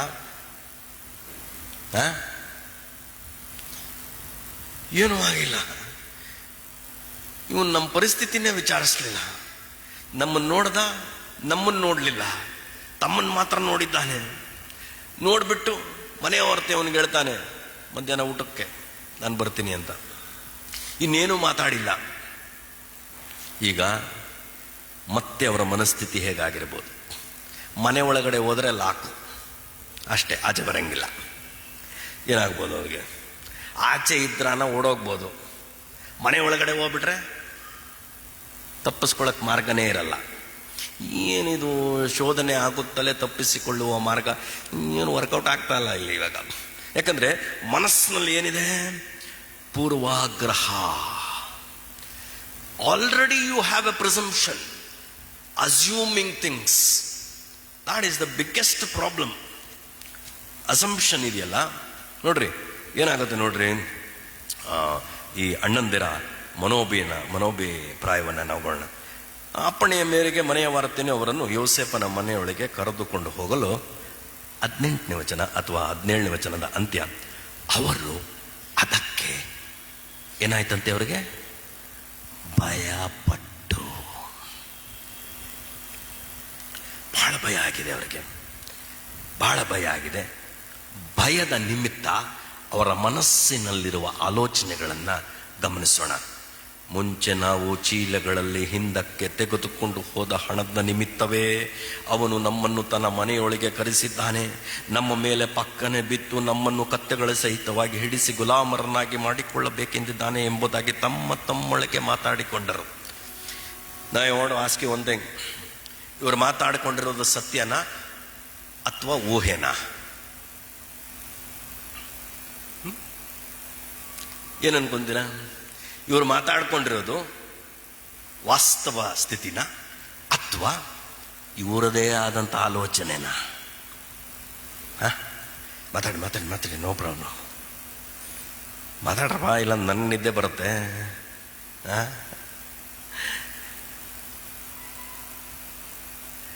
How many times in my life ಇಂಥ ಪೂರ್ವಾಗ್ರಹ ಪೀಡಿತರಾಗಿ ಒಬ್ಬರ ಕುರಿತು ಸತ್ಯವೋ ಅಸತ್ಯತೆಯೋ ತಿಳಿಯದೆ ಆಲೋಚನೆಗಳು ಹರಿದಿರಬೇಕು ನಮ್ಮ ಜೀವನಗಳಲ್ಲಿ. ಪ್ರಿಸಂಪ್ಷನ್, ಅಸ್ಯೂಮಿಂಗ್ ಥಿಂಗ್ಸ್,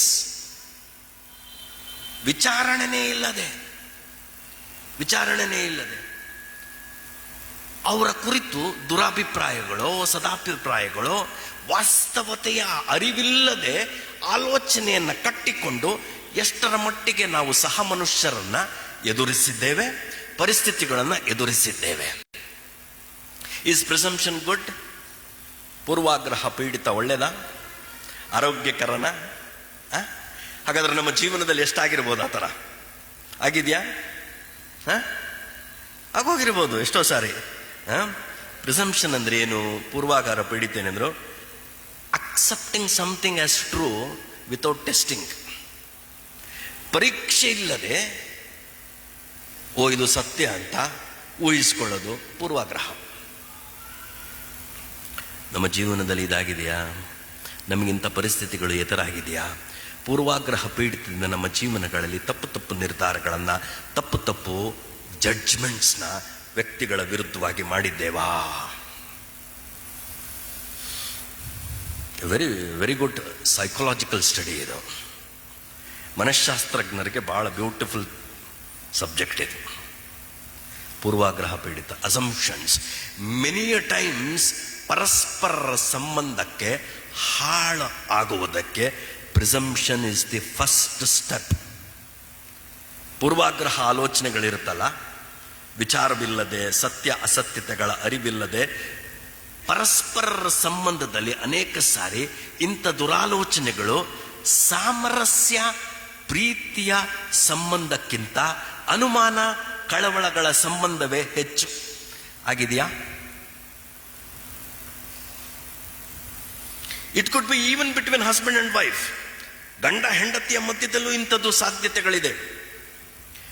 ಪೋಷಕರು ಮತ್ತು ಮಕ್ಕಳ ಮಧ್ಯೆ ಸಾಧ್ಯತೆ ಇದೆ. ಯಾಕೆ ಇವತ್ತು ಯವನಸ್ಥರು ತಮ್ಮ ತಂದೆ ತಾಯಿಗಳ ಬಳಿಗೆ ತಮ್ಮ ಸ್ಥಿತಿಗತಿಗಳನ್ನು, ತಮ್ಮ ಹೋರಾಟಗಳನ್ನು ಹಂಚಿಕೊಳ್ಳಲು ಭಯ ಪಡ್ತಾರೆ? ಯಾವತ್ತಾದ್ರೂ ವಿವೇಚಿಸಿದ್ದೇವಾ? ಯಾವತ್ತಾದ್ರೂ ನಮ್ಮನ್ನು ನಾವು ಅವಲೋಕಿಸ್ಕೊಂಡಿದ್ದಾವ? Why they don't come and tell to the parents? ಯಾಕಂದ್ರೆ ನೀವು ಏನೇ ಹೇಳೋದಕ್ಕಿಂತ ಮುಂಚೆ, ಅವ್ರು ಹೇಳೋದಕ್ಕಿಂತ ಮುಂಚೆ ಏನು ಹೇಳ್ಬಿಡ್ತೀವಿ ನಾವು? ನೀವು ಮಾಡ್ತಾ ಇರೋದು ಸರಿ ಇಲ್ಲ, ನೀವು ಮಾಡ್ತಾ ಇರೋದು ಸರಿ ಇಲ್ಲ. ಅಷ್ಟೇ, ನನ್ನ ಭಾಷೆ ಇಷ್ಟೇ ಇದೆ, ಬಿಟ್ಟರೆ ಬೇರೆ ಎಲ್ಲ ಹೇಳ್ತೀನಿ ನಾನು. ಯಾಕಂದ್ರೆ ರೆಕಾರ್ಡಿಂಗ್ ಬೇರೆ ಆಗ್ತಾ ಇದೆ ಅಂತ ಸುಮ್ಮನಿದ್ದೀನಿ ನಾನು. ಮಕ್ಕಳೇನು ಅನ್ಕೊಂತಾರೆ? ನಮ್ಮ ಫ್ರೆಂಡ್ಸೇ ಬೆಟರ್ ಕಣಪ್ಪ, ಏನು ಬೇಕಾದ್ರೂ ನಾವು ಹೇಳ್ಕೋಬೋದು. ಈ ಅಪ್ಪ ಅಮ್ಮನೋ ಹೇಳಿದ ತಕ್ಷಣ ಅದು ಸರಿ ಇಲ್ಲ, ಇದು ಸರಿ ಇಲ್ಲ, ಇದು ತಪ್ಪು, ನೀನು ಹೀಗೆ ಮಾಡಬಾರ್ದಾಗಿತ್ತು, ಬರೀ ಜಡ್ಜ್ಮೆಂಟ್ ಪಾಸ್ ಮಾಡ್ತಾರೆ. ಮಕ್ಕಳಿಗೆ ನಿಮ್ಮ ವಯಸ್ಸಾಗಿಲ್ಲ, ಪೋಷಕರ ವಯಸ್ಸಾಗಿಲ್ಲ. ಪೋಷಕರಿಗೆ ಇರುವ ಅನುಭವ ಮಕ್ಕಳ ಕೊರತೆ ಇದೆ. ಅದಕ್ಕೆ ಸ್ನೇಹಮಯವಾದಂಥ ವಾತಾವರಣವನ್ನು ಏರ್ಪಡಿಸಬೇಕು ಮನೆಗಳಲ್ಲಿ.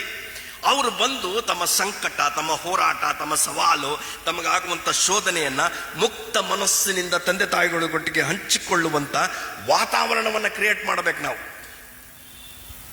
This is where Christian home fails. ಇಲ್ಲೇ ಕ್ರೈಸ್ತ ಮನೆಗಳು ಸೋಲೋದು. ಬೇಡವಾದ ಅಸಂಭವಗಳಿಗೆ ಆಹ್ವಾನ ಮಾಡೋದು. It is a possibility. I don't know about you.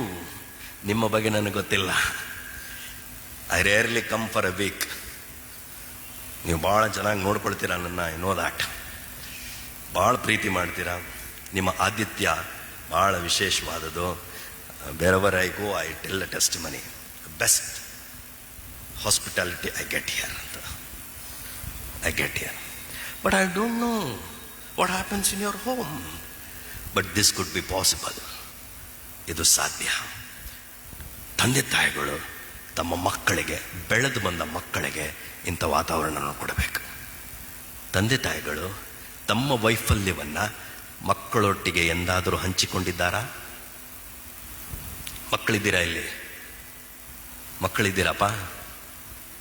ಇದ್ದೀರಾ ಇಲ್ವಾ? ಮಕ್ಕಳಲ್ಲಿ ಯವನಸ್ಥರಿದ್ದೀರಾ ಇಲ್ವಾ? ತಂದೆ ತಾಯಿಗಳನ್ನ ತಮ್ಮ ವೈಫಲ್ಯವನ್ನು ನಿಮ್ಮೊಟ್ಟಿಗೆ ಹಂಚ್ಕೊಂಡಿದ್ದಾರಾ? ಹಂಚ್ಕೊಳ್ಳಲ್ಲ. ಯಾಕೆ? ನಾವು ತಪ್ಪೇ ಮಾಡಿಲ್ಲ, ಅದನ್ನೇ ಬಿತ್ತಾರ ಮಾಡೋದು ನಮ್ಮ ಮಕ್ಕಳಿಗೆ, ಅದನ್ನೇ ಹೇಳೋದು.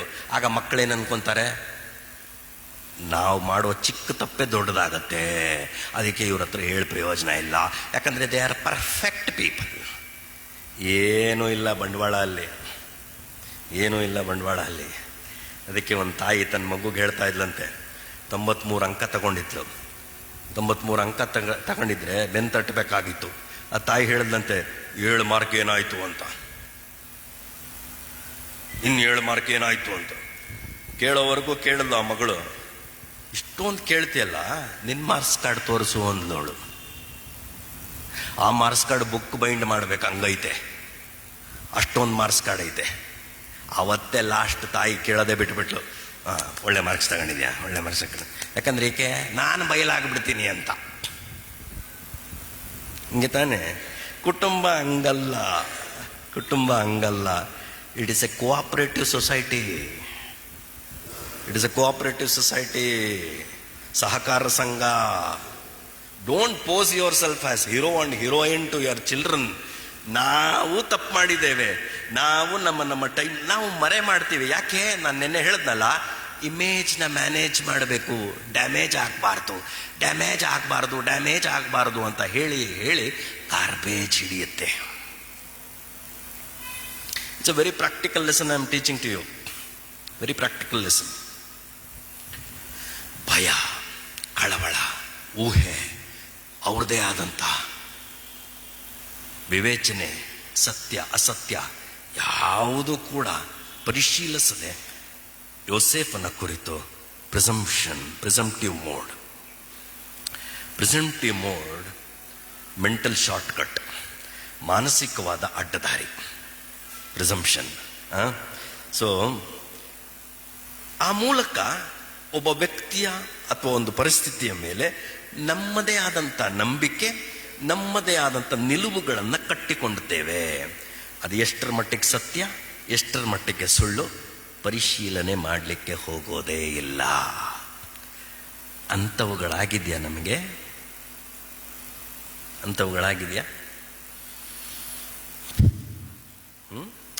Okay, I leave it. ಪೂರ್ವಾಗ್ರಹ ಪೀಡಿತ ಅನೇಕ ಸಾರಿ ಅಸಂಬದ್ಧವಾದಂಥ ಜಡ್ಜ್ಮೆಂಟ್, ತೀರ್ಪು ಮಾಡ್ತೀವಿ. It's not relevant at all, but we judge because of our presumption, ಪೂರ್ವಾಗ್ರಹ ಪೀಡಿತ ಆಲೋಚನೆಗಳಿಂದ. This is what happen to the brothers.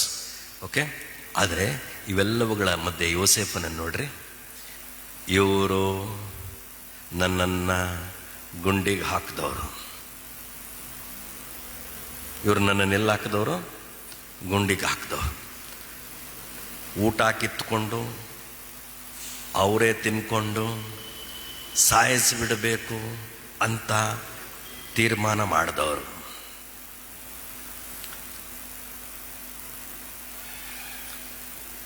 ನಮ್ಮಪ್ಪ ನನಗೋಸ್ಕರ ಕಾಯ್ತಾ ಇದ್ದಾನೆ, ಹಿತಚಿಂತನೆಯೂ ಇಲ್ಲದೆ ಹಿತಚಿಂತಕನಾಗಿ ಇವರ ಬಳಿಗೆ ತೆರಳಿದ್ದರೂ ಕೂಡ ನನ್ನ ಕುರಿತು ಅಹಿತ ಯೋಚನೆ ಮಾಡಿದ್ದಾನಲ್ಲ, ಅವನು ಎಷ್ಟೆಲ್ಲ ಮಾತಾಡಿರ್ಬೋದಾಗಿತ್ತು. ಅವನೇನು ಅಂದ್ಕೊಂಡಿರ್ಬೇಕಾದ, ಅಪ್ಪ ಮಕ್ಕಳ ಇವಾಗಾನ ಸಿಕ್ಕಿದ್ರಲ್ಲ ನನ್ನ ಕೈಗೆ, ಅವತ್ತು ನನ್ನ ಗುಂಡಿಲಿ ಬಿಟ್ಟು ಹೋಗ್ಬಿಟ್ರಿ, ಇವತ್ತು ನಿಮಗೆ ಒಬ್ಬೊಬ್ಬರಿಗೂ ಒಂದೊಂದು ಗುಂಡಿ ತೋಡ್ಬೋದು. ನಾನು ಐ ಹ್ಯಾವ್ ಎವ್ರಿ ಅಥಾರಿಟಿ, ನನಗೆಲ್ಲ ಅಥಾರಿಟಿ ಇದೆ. I want to ask you one thing. ನಿಮಗೆ ಯೋಸೇಫನ್ ಥರ ಅಧಿಕಾರ ಇದ್ದಿದ್ರೆ ಏನು ಮಾಡ್ತಾ ಇದ್ರಿ? ಈ 10 ಮಂದಿಯನ್ನ 11 ಮಂದಿಯನ್ನ ಒಬ್ಬನಿಗೇನೋ ಸೆರೆಯಲ್ಲಿ ಹಾಕಿದ್ದೀರಾ, 10 ಜನ ನಿಮ್ಮ ಕೈಯಲ್ಲಿ ಸಿಕ್ಕವ್ರೆ, ಏನು ಮಾಡ್ತಾ ಇದ್ರಿ? ತುಂಬ ಸ್ಪಿರಿಚುವಲ್ ಆಗಬೇಡಿ, ಎಲ್ಲರೂ ಯೋಸೇಫನ್ ಅಂತ ಆಗ್ಲಿಕ್ಕೆ ಸಾಧ್ಯ ಇಲ್ಲ. ಏನು ಮಾಡ್ತಾ ಇದ್ವಿ?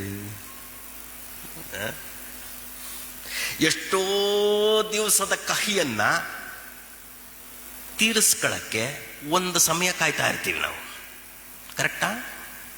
ಯಾವತ್ತೋ ಆಗಿರುತ್ತೆ, ಅದನ್ನು ಸ್ಟಾಕಲ್ಲಿ ಹಂಗೆ ಇಟ್ಕೊಂಡಿರ್ತೀವಿ. ಸಮಯ ಸಂದರ್ಭ ಕಾಯ್ತಾ ಇರ್ತೀವಿ. ಸಿಕ್ತು ಅಂದರೆ ಬೀಸ್ಬಿಡೋದೆ. Is this our Christianity? Or Joseph stands up to speak now. ನೀನು ಅನ್ಲಿಲ್ಲ, ಮನೆಗೆ ಬಾ, ಇವ್ರ ಜೊತೆ ನಾನು ಊಟ ಮಾಡಬೇಕು ಅಂದ. ಇವರು ಸನ್ನಡತೆ ಉಳ್ಳವರ, ಇವರು ರಿಪೇರಿ ಹೊಂದಿದವರ, ಇವರಲ್ಲಿ ಮಾನಸಾಂತರ ಇದೆಯಾ? ಏನು ಚೆಕ್ ಮಾಡಲಿಲ್ಲ ಅವನು.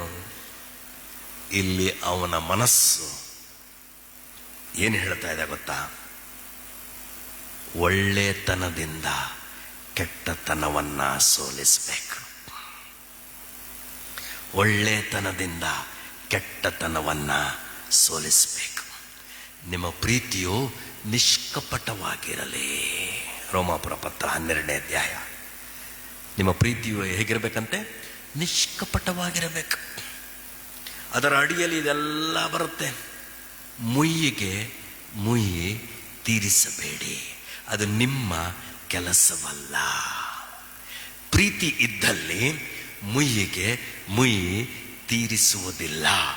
ಪ್ರೀತಿ ಇದ್ದಲ್ಲಿ ಒಳ್ಳೆತನದಿಂದ ಕೆಟ್ಟತನವನ್ನ ಸೋಲಿಸುತ್ತೆ. ಇವತ್ತು ಮಧ್ಯಾಹ್ನ ಇವರು ನನ್ನೊಟ್ಟಿಗೆ ಊಟ ಮಾಡಬೇಕು. ಮನೆ ವಾರ್ತ್ಯವನೇ, ಇವರನ್ನು ಸೇರಿಸ್ಕೊ. ಯೋಸೇಫನ ಮನೋಭಾವ ಅದು. ಪ್ರೀತಿ ಅಪಕಾರವನ್ನ ಮನಸ್ಸಿನಲ್ಲಿ ಇಟ್ಟುಕೊಳ್ಳುವುದಿಲ್ಲ. ಪ್ರೀತಿ ಅಪಕಾರವನ್ನ ಮನಸ್ಸಿನಲ್ಲಿ ಇಟ್ಟುಕೊಳ್ಳುವುದಿಲ್ಲ. ದಟ್ ಈಸ್ ವಾಟ್ ಪ್ರೀತಿ ಈಸ್. 1 Corinthians 13 ಅದೇ ಹೇಳೋದು. ಮುಯ್ಯಿಗೆ ಮುಯ್ಯಿ ತೀರಿಸುವುದಕ್ಕೆ ಕಾಯೋದಿಲ್ಲ ಪ್ರೀತಿ. ಪ್ರೀತಿ ಹಿಂದಿನವುಗಳನ್ನು ನೆನಪು ಮಾಡಿಕೊಂಡು ಸಿಟ್ಟುಗೊಳ್ಳುವುದಿಲ್ಲ.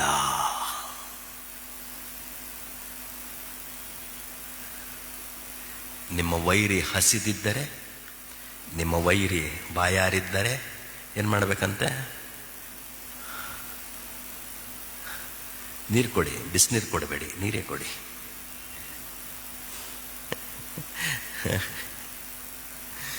ಊಟ ಕೊಡಿ. ನಿನ್ನೆ ಮೊನ್ನೆದಲ್ಲ, ನಿನ್ನೆ ಮೊನ್ನೆದಲ್ಲ. ಆಗ ನಿಮ್ಮ ವೈರಿಯ ತಲೆ ಮೇಲೆ ಏನಿಟ್ಟಂಗಾಗತ್ತೆ? ನಾವು ಫಸ್ಟೇ ಕೆಂಡ ಇಡಕ್ಕೆ ಟ್ರೈ ಮಾಡೋದು. ಅದೇ ನಮ್ಮ ಪ್ರಾಬ್ಲಮ್. ಫಸ್ಟೇ ಕೆಂಡ ಇಟ್ಬಿಡೋದು. ಊಟ ನೀರು ಆಮೇಲೆ, ಕೆಂಡ ನಾರ್ಸಕ್ಕೆ ಊಟ ನೀರು. This is how world thinks. This is how human flesh thinks. ನಮ್ಮಲ್ಲಿರುವ ಶರೀರ ಭಾವದ ದುರ್ಗುಣಗಳು ಅದನ್ನೇ ಬೋಧಿಸುವುದು. ಹೊಟ್ಟೆ ಕಿಚ್ಚು, ಜಗಳ, ಸಿಟ್ಟು, ಇದೆಲ್ಲ ಎಲ್ಲಿದೆ? ಇದೆಲ್ಲ ಸೈತಾನನಿಗೆ ಸಂಬಂಧಪಟ್ಟದ್ದಲ್ಲಪ್ಪ. ದಯಮಾಡಿ ಹೇಳಿಬಿಡ್ತೀನಿ ಕೇಳಿ. ಅವನನ್ನು ಆವಾಗ ತರಬೇಡಿ, ಅವನನ್ನು ಆವಾಗ ತರಬೇಡಿ. ಅವನ ಪಾಡ್ಗೆ ಅವನನ್ನು ಬಿಡ್ರಿ. ಇದೆಲ್ಲ ನಮ್ಮಲ್ಲಿರುವ ಇಡುಗಂಟು, ಡೆಪಾಸಿಟ್ಸ್. ಇವೆಲ್ಲ ನಮ್ಮಲ್ಲಿರುವ ಇಡುಗಂಟು. ಶರೀರ ಭಾವದ ಕರ್ಮಗಳು ಪ್ರಸಿದ್ಧವಾಗಿಯೇ ಅವೇ. ಬಂಡುತನ, ಜಾರತ್ವ, ವಿಗ್ರಹಾರಾಧನೆ, ನಾಚಿಕೆಗೆತನ, ಮತ್ಸರ, ಹೊಟ್ಟೆ ಕಿಚ್ಚು, ಜಗಳ, ಕಕ್ಷಭೇದ, ಸಿಟ್ಟು, ದುಂದೌತಣ, ಕುಡಿಕತನ, ಇದೆಲ್ಲ ಎಲ್ಲಿದೆ?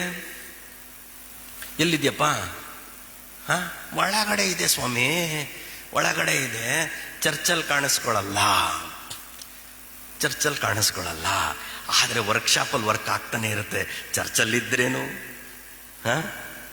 ಚರ್ಚಲ್ಲಿದ್ರೇನು ನಿನ್ನ ಸಮಸ್ಯೆ ಏನಿದ್ದ ಹಾಡ್ತೀವಿ, ಹಾಡ್ತೀವಿ. ತೊಂದರೆ ಇಲ್ಲ, ತೊಂದರೆ ಇಲ್ಲ, ಹಾಡ್ತೀವಿ ನಾವು. ಆದರೆ ಇವೆಲ್ಲವುಗಳು ನಮ್ಮ ಇಡುಗಂಟು. ಯೋಸೇಫನು ನಿರ್ಮಲ ಮನಸ್ಸುಳ್ಳವನಾಗಿದ್ದನು, ನಿರ್ಮಲ ಮನಸ್ಸುಳ್ಳವನಾಗಿದ್ದನು.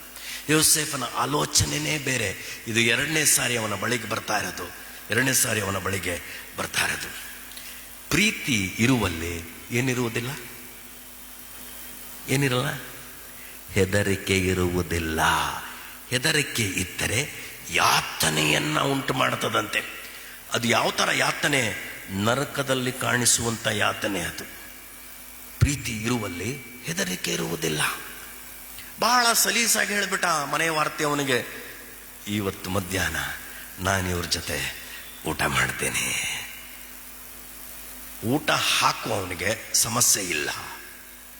ಊಟ ತಿನ್ನಬೇಕು ಅಂತ ಇರುವ 10 ಜನಕ್ಕೆ ಏನು ಪ್ರಾಬ್ಲಮ್ ನೋಡಿ, ಏನು ಪ್ರಾಬ್ಲಮ್ ಇದೆ ನೋಡಿ. ಅದಕ್ಕೆ ಅವರ ಗಿಲ್ಟ್, ಅವ್ರಿಗೆ ಬಹಳ ಗಿಲ್ಟ್ ಇತ್ತು ಅವ್ರಿಗೆ. ಯಾಕಂದ್ರೆ ಮೊದಲನೇ ಭೇಟಿ ನಾನು ಹೇಳಿಬಿಟ್ಟಿದ್ದ, ನೀವು ಗೂಢಾಚಾರ್ಯರು. ಆವಾಗ ಸಿಮಿಯೋನನ್ನು ಅರೆಸ್ಟ್ ಮಾಡಿ, ಇವ್ರನ್ನ 3 ದಿವಸ ಸೆರೆಮನೆಯಲ್ಲಿಟ್ಟು ಸಿಮಿಯೋನನ್ನು ಅರೆಸ್ಟ್ ಮಾಡಿ ಇವರು ವಾಪಸ್ ಹೋಗುವಾಗ, ನಾವು ನಮ್ಮ ತಮ್ಮನಿಗೆ ಹಂಗೆಲ್ಲ ಮಾಡಬಾರ್ದಾಗಿತ್ತು ಕಣ ಅಂತ ಮಾತಾಡ್ತಾರೆ. ನೋಡು, ದೇವ್ರು ನಮಗೆ ಮಾಡಿದ್ದೇನು, ನಾವು ಮಾಡಬಾರ್ದಾಗಿತ್ತು ಕಣೋ ಹಂಗೆ. ಗಿಲ್ಟ್, ಅಪರಾಧಿ ಮನೋಭಾವ, ಮನಸ್ಸಾಕ್ಷಿ ಹಿಂಡ್ತಾ ಇದೆ. ಆದರೆ ಇವರ ದೃಷ್ಟಿಯಲ್ಲಿ ತಮ್ಮ ಸತ್ತೋಗ್ಬಿಟ್ಟಿದ್ದಾನೆ, ಆದರೆ ಅಲ್ಲಿ ನೋಡಿದ್ರೆ ತಮ್ಮ ಇದ್ದಾನೆ. ಹೆಂಗಿದೆ ನೋಡ್ರಿ, what A drama it is, what A real life story it is. ಆದರೆ ಇವನು ವೈರಿಗಳನ್ನ ಪ್ರೀತಿಸುವ ಮಾದರಿಯನ್ನ, ತನ್ನನ್ನು ವಿರೋಧಿಸಿರುವ, ಹೊಟ್ಟೆ ಕಿಚ್ಚುಪಟ್ಟಿರುವ ತನ್ನ ಅಣ್ಣಂದಿರನ್ನ ಪ್ರೀತಿಸುವ ವ್ಯಕ್ತಿಯಾಗಿ ಯೋಸೇಫನು ಈ ಸಾಲುಗಳಲ್ಲಿ ಪ್ರತಿಬಿಂಬಿತವಾಗುತ್ತಾ ಇದ್ದಾನೆ. It talks A lot. ನಮ್ಮ ಜೀವನಕ್ಕೆ ಬಹಳಷ್ಟು ಪಾಠಗಳನ್ನು ಕೊಡ, ಬಹಳ ಚಂದವಾದ ಅಧ್ಯಯನಗಳಿವು, ಬಹಳ ಚಂದವಾದಂಥ ಅಧ್ಯಯನಗಳು. ಆಮೇಲೆ ಅವ್ರೇನು ಅನ್ಕೊಂತಾರೆ, ನಮ್ಮನ್ನೆಲ್ಲ ಸೆರೆಗೆ ಹಾಕ್ಬಿಡ್ತಾನೆ, ಕತ್ತೆಗಳ ಸಮೇತ ನಮ್ಮನ್ನೆಲ್ಲ ಸೆರೆಗೆ ಹಾಕ್ಬಿಡ್ತಾನೆ ಅಂತೇಳಿ ಅವ್ರಿಗೆ ಇನ್ನು ತಡ್ಕೊಳಕ್ಕಾಗಲಿಲ್ಲ. ಅದಕ್ಕೆ ಮನೆವಾರ್ತೆಯವನ ಬಳಿಗೆ ಹೋಗಿ 20ನೇ ವಚನದಲ್ಲಿ ಹೇಳ್ಬಿಡ್ತಾರೆ, ಅಯ್ಯ ಏನು ಗಿಲ್ಟ್ನ ಬಹಿರಂಗ ಮಾಡ್ತಾ ಇದೆ. ಮೊದಲನೇ ಸಾರಿ ನಾವು ಕೊಟ್ಟಿದ್ವಪ್ಪ ದುಡ್ಡು, ಆದರೆ ಮನೆಗೆ ಹೋಗಿ ಚೀಲ ಬಿಚ್ಚಿ ನೋಡ್ತೀವಿ, ದುಡ್ಡು ವಾಪಸ್ ಐತೆ ಅಂತಾನೆ. ಆಳು ಭಾಳ ಚೆನ್ನಾಗಿ ಹೇಳ್ದ, ಇಲ್ಲ ನಿಮ್ಮದು ಸ್ವೀಕಾರ ಆಗಿದೆ ಅಂತ. ಚೆನ್ನಾಗಿದೆ, ಮೊದಲು ನೀವು ಕೊಟ್ಟಿದ್ದು ನಾನು ಸ್ವೀಕಾರ ಮಾಡಿದ್ದೀನಿ, ನಿಮ್ಮೊಳಗಡೆ ಬಂದಿದ್ದಕ್ಕೆ ನಂದಲ್ಲ ಲೆಕ್ಕ ಅಂದ. ಅದು ನಂದಲ್ಲ ಲೆಕ್ಕ. But you have given me money, I have taken it, I have received it. ಇವ್ರಿಗೆ ಭಯ, ಕಳವಳ. ಅದಕ್ಕೆ ತಮ್ಮ ತಪ್ಪನ್ನ ಅರಿಕೆ ಮಾಡ್ತಾ ಇದ್ದಾರೆ. ಓಕೆ, ಮೊದಲು ಒಂದು ಸಾರಿ ಆಹಾರ ಪದಾರ್ಥಗಳನ್ನು ಕೊಂಡುಕೊಳ್ಳೋದಕ್ಕೆ ಬಂದಿದ್ದೆವು. 20ನೇ ವಚನ, ನಾವು ಹೊರಟು ಹೋದ ನಂತರ ಇಳುಕೊಂಡಿದ್ದ ಒಂದು ಸ್ಥಳದಲ್ಲಿ ನಮ್ಮ ಚೀಲಗಳನ್ನು ಬಿಚ್ಚಿ ನೋಡಿದಾಗ ಪ್ರತಿಯೊಬ್ಬನ ಹಣವು ತೂಕದಲ್ಲಿ ಏನೂ ಕಡಿಮೆ ಇಲ್ಲದೆ ಅವನವನ ಚೀಲದಲ್ಲೇ ಇತ್ತು, ಅದನ್ನು ತಿರುಗಿ ತಂದಿದ್ದೇವೆ. ತಪ್ಪೊಪ್ಕೊಂತ ಇದ್ದಾರೆ, ಭಯ, ತಿರುಗಿ ತಂದಿದ್ದೇವೆ. ದವಸವನ್ನು ಕೊಂಡುಕೊಳ್ಳುವುದಕ್ಕೆ ಬೇರೆ ಹಣವನ್ನೂ ತಂದಿದ್ದೇವೆ, ಆ ಹಣವನ್ನು ನಮ್ಮ ಚೀಲಗಳಲ್ಲಿ ಯಾರು ಇಟ್ಟರೋ ನಮಗೆ ತಿಳಿಯದು ಎಂದು ಹೇಳಿದರು. ಹೆಲ್ಪ್ಲೆಸ್, ಭಾಳ ಅಸಹಾಯಕರ ಕಾಣಿಸ್ತಾನೆ. ಅದಕ್ಕೆ ಅವನು ಭಾಳ ಚೆನ್ನಾಗಿ ಮಾತಾಡ್ತಾನೆ ಮನೆವಾರ್ತೆಯವನು, ಸಮಾಧಾನವಾಗಿರ್ರಿ. ಭಯ ಮೊದಲನೇ ಕೊರತೆ ಏನು? ಭಯದಿಂದ ನಮ್ಮ ಸಮಾಧಾನವನ್ನು ಹಾರಿಸ್ಬಿಡುತ್ತೆ. It will rob our peace. ಆದರೆ ಮನೆವಾರ್ತೆಯವನು ಸಂದೇಶ ಕೊಡ್ತಾ ಇದ್ದಾನೆ, ಸಮಾಧಾನವಾಗಿರ್ರಿ, ನೀವೇನೂ ಹೆದರಬೇಡ್ರಿ. ಯಾರ ಥರ ಇದೆ ಈ ಭಾಷೆ? ಪುನರುತ್ಥಾನವಾಗಿರುವ ಯೇಸು ಸ್ವಾಮಿಯು ನಮಗೆ ಸಮಾಧಾನವಾಗಲಿ. ಅದು ಭಾಷೆ. ಇದು ಯಾರ ಬಾಯಿಂದ ಬರ್ತಾ ಇದೆ? ಮನೆವಾರ್ತೆಯವನ ಬಾಯಿಂದ ಬರ್ತಾ ಇದೆ. ಹಾಗಾದರೆ ಯೋಸೇಫನು ಈ ಮನೆವಾರ್ತೆಯವನ ಮೇಲೆ ಎಷ್ಟು ಪ್ರಭಾವ ಬೀರಿರಬೇಕು?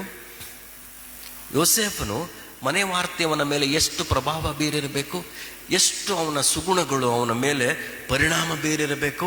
ಎಷ್ಟು ಸೌಮ್ಯವಾಗಿ ಪ್ರಸ್ತಾಪಿಸ್ತಾ ಇದ್ದಾನೆ.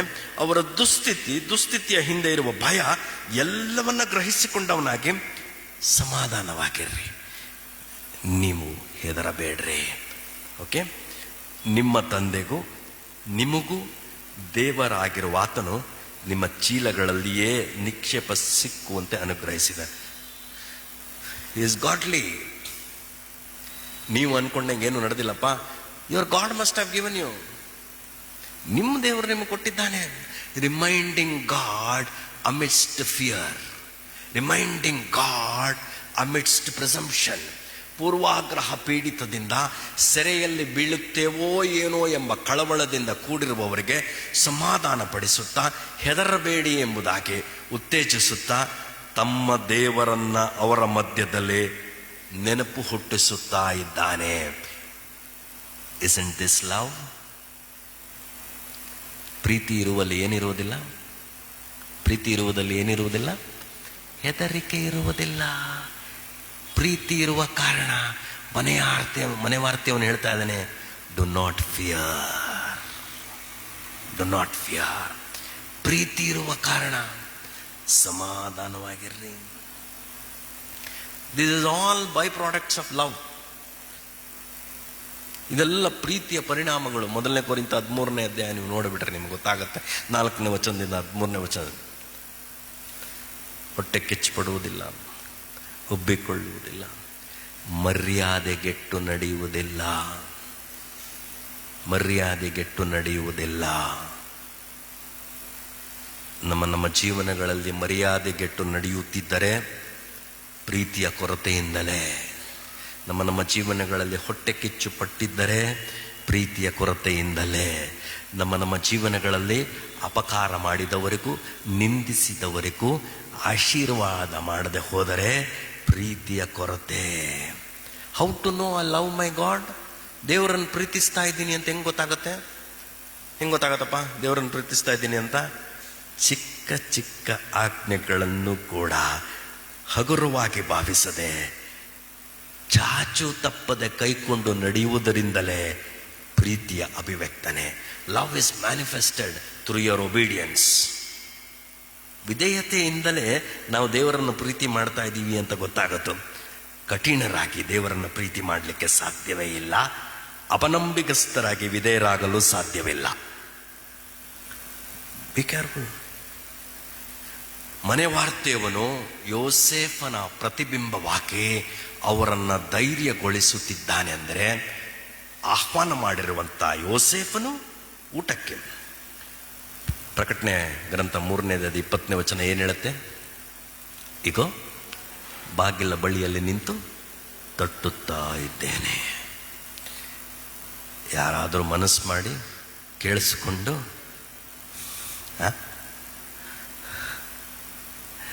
ಬಾಗಿಲು ತೆರೆದ್ರೆ ನಾನೇನು ಮಾಡ್ತೀನಿ? ಒಳಗೆ ಬರ್ತೀನಿ. ಒಳಗೆ ಬಂದೇನು ಮಾಡ್ತೀನಿ? ಊಟ ಮಾಡ್ತೀನಿ.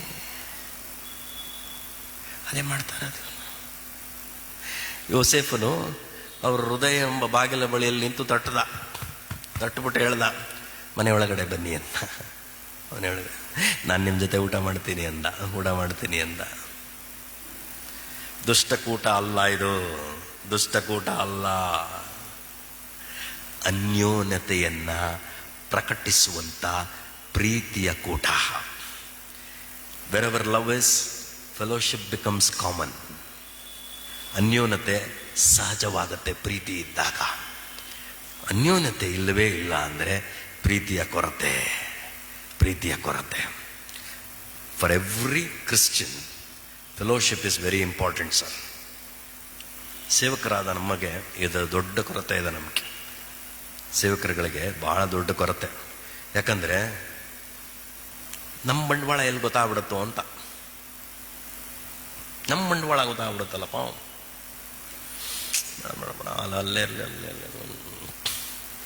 ಅಥವಾ ಇನ್ಫೀರಿಯಾರಿಟಿ ಕಾಂಪ್ಲೆಕ್ಸು, ಕೀಳರಮ್ಯ, ಎಲ್ಲ superiority complex. That is why ಇದೆಲ್ಲ ಅಡ್ಡಿಗಳು ಅನ್ಯೋನ್ಯತೆಗೆ ಅಡ್ಡಿ. If is inviting you for the food, is inviting you for the fellowship. ಅನ್ಯೋನ್ಯತೆಗೋಸ್ಕರ ಕರೀತಾ ಇದ್ದಾನೆ. Very important sir, very important. ಸರಿ, ಆಮೇಲೆ ಏನಾಯ್ತು ನೋಡ್ರಿ, ಹೆದರಬೇಡ, ದೇವರ ಅನುಗ್ರಹಿಸಿದಾನೆ. ನಿಮ್ಮ ಹಣವು ನನಗೆ ಮುಟ್ಟಿತು ಎಂದು ಹೇಳಿ ಸಿಮಿಯೋನನನ್ನು ಅವರ ಬಳಿಗೆ ಕರೆದುಕೊಂಡು ಬಂದನು. ಪ್ರೀತಿ ಏನು ಮಾಡ್ತು? ಬಂಧನದಲ್ಲಿದ್ದವನನ್ನ ಬಿಡುಗಡೆ ಮಾಡ್ತು. ಅದೇ ತಾನೇ ಯೇಸುಸ್ವಾಮಿ ಪ್ರೀತಿ ಮಾಡೋದು. ಯೇಸುಸ್ವಾಮಿ ಪ್ರೀತಿ ಮಾಡೋದು ಅದೇ ತಾನೇ. ಇವತ್ತು ಯಾರ್ಯಾರು ಬಂಧನದಲ್ಲಿದ್ದೇವೋ, ಯಾವ್ಯಾವ ತರಹದ ಬಂಧನಗಳಲ್ಲಿದ್ದೇವೋ, ಯಾವ್ಯಾವ ತರಹದ ಪೂರ್ವಾಗ್ರಹ ಪೀಡಿತ ದುರಾಲೋಚನೆಗಳಿಂದ ತುಂಬಿದವರಾಗಿ ನಮ್ಮ ಸಂಬಂಧಗಳಿಗೆ ಕುತ್ತು ಬರುವ ರೀತಿಯಲ್ಲಿ ದುಷ್ಟರಾಗಿ ನಡೆದುಕೊಳ್ಳುವ ಬಂಧನಗಳಲ್ಲಿ ಇದ್ದರೆ, this love wants to tell you, declare one thing: I am here to deliver you. ನಾನು ನಿಮ್ಮನ್ನು ಬಿಡುಗಡೆ ಮಾಡಲು ಕರೀತಾ ಇದ್ದೇನೆ. I want to deliver you because I love you. ನಾನು ಪ್ರೀತಿ ಮಾಡ್ತಾ ಇರೋದ್ರಿಂದ ಸೆರೆಯಿಂದ ಬಿಡಿಸಲು ನಾನು ಮನಸ್ಸು ಮಾಡಿದೆ. I don't want to put Simeon in the bars ಅಥವಾ ಬಿಹೈಂಡ್ ಬಾರ್ಸ್. ಸೆರೆಯಲ್ಲಿತ್ತು ಸಿಮಿಯೋನನ್ನ ಸೆರೆಯಲ್ಲಿಟ್ಬಿಟ್ಟು ನಿಮ್ಮ ಜೊತೆ ಅವನಿಲ್ಲದೆ ಊಟ ಮಾಡೋದಕ್ಕೆ ನನಗೆ ಮನಸ್ಸಿಲ್ಲ. I want full quorum. 11 ಜನನೂ ಬೇಕು ನನಗೆ. ನಿಮ್ಮ ದೃಷ್ಟಿಯಲ್ಲಿ ನಾನು ಸತ್ತೋಗಿದ್ದೇನೆ. ಓಕೆ, ನಿಮ್ಮ ದೃಷ್ಟಿಯಲ್ಲಿ ನಾನು ಸತ್ತೋಗಿದ್ದೇನೆ.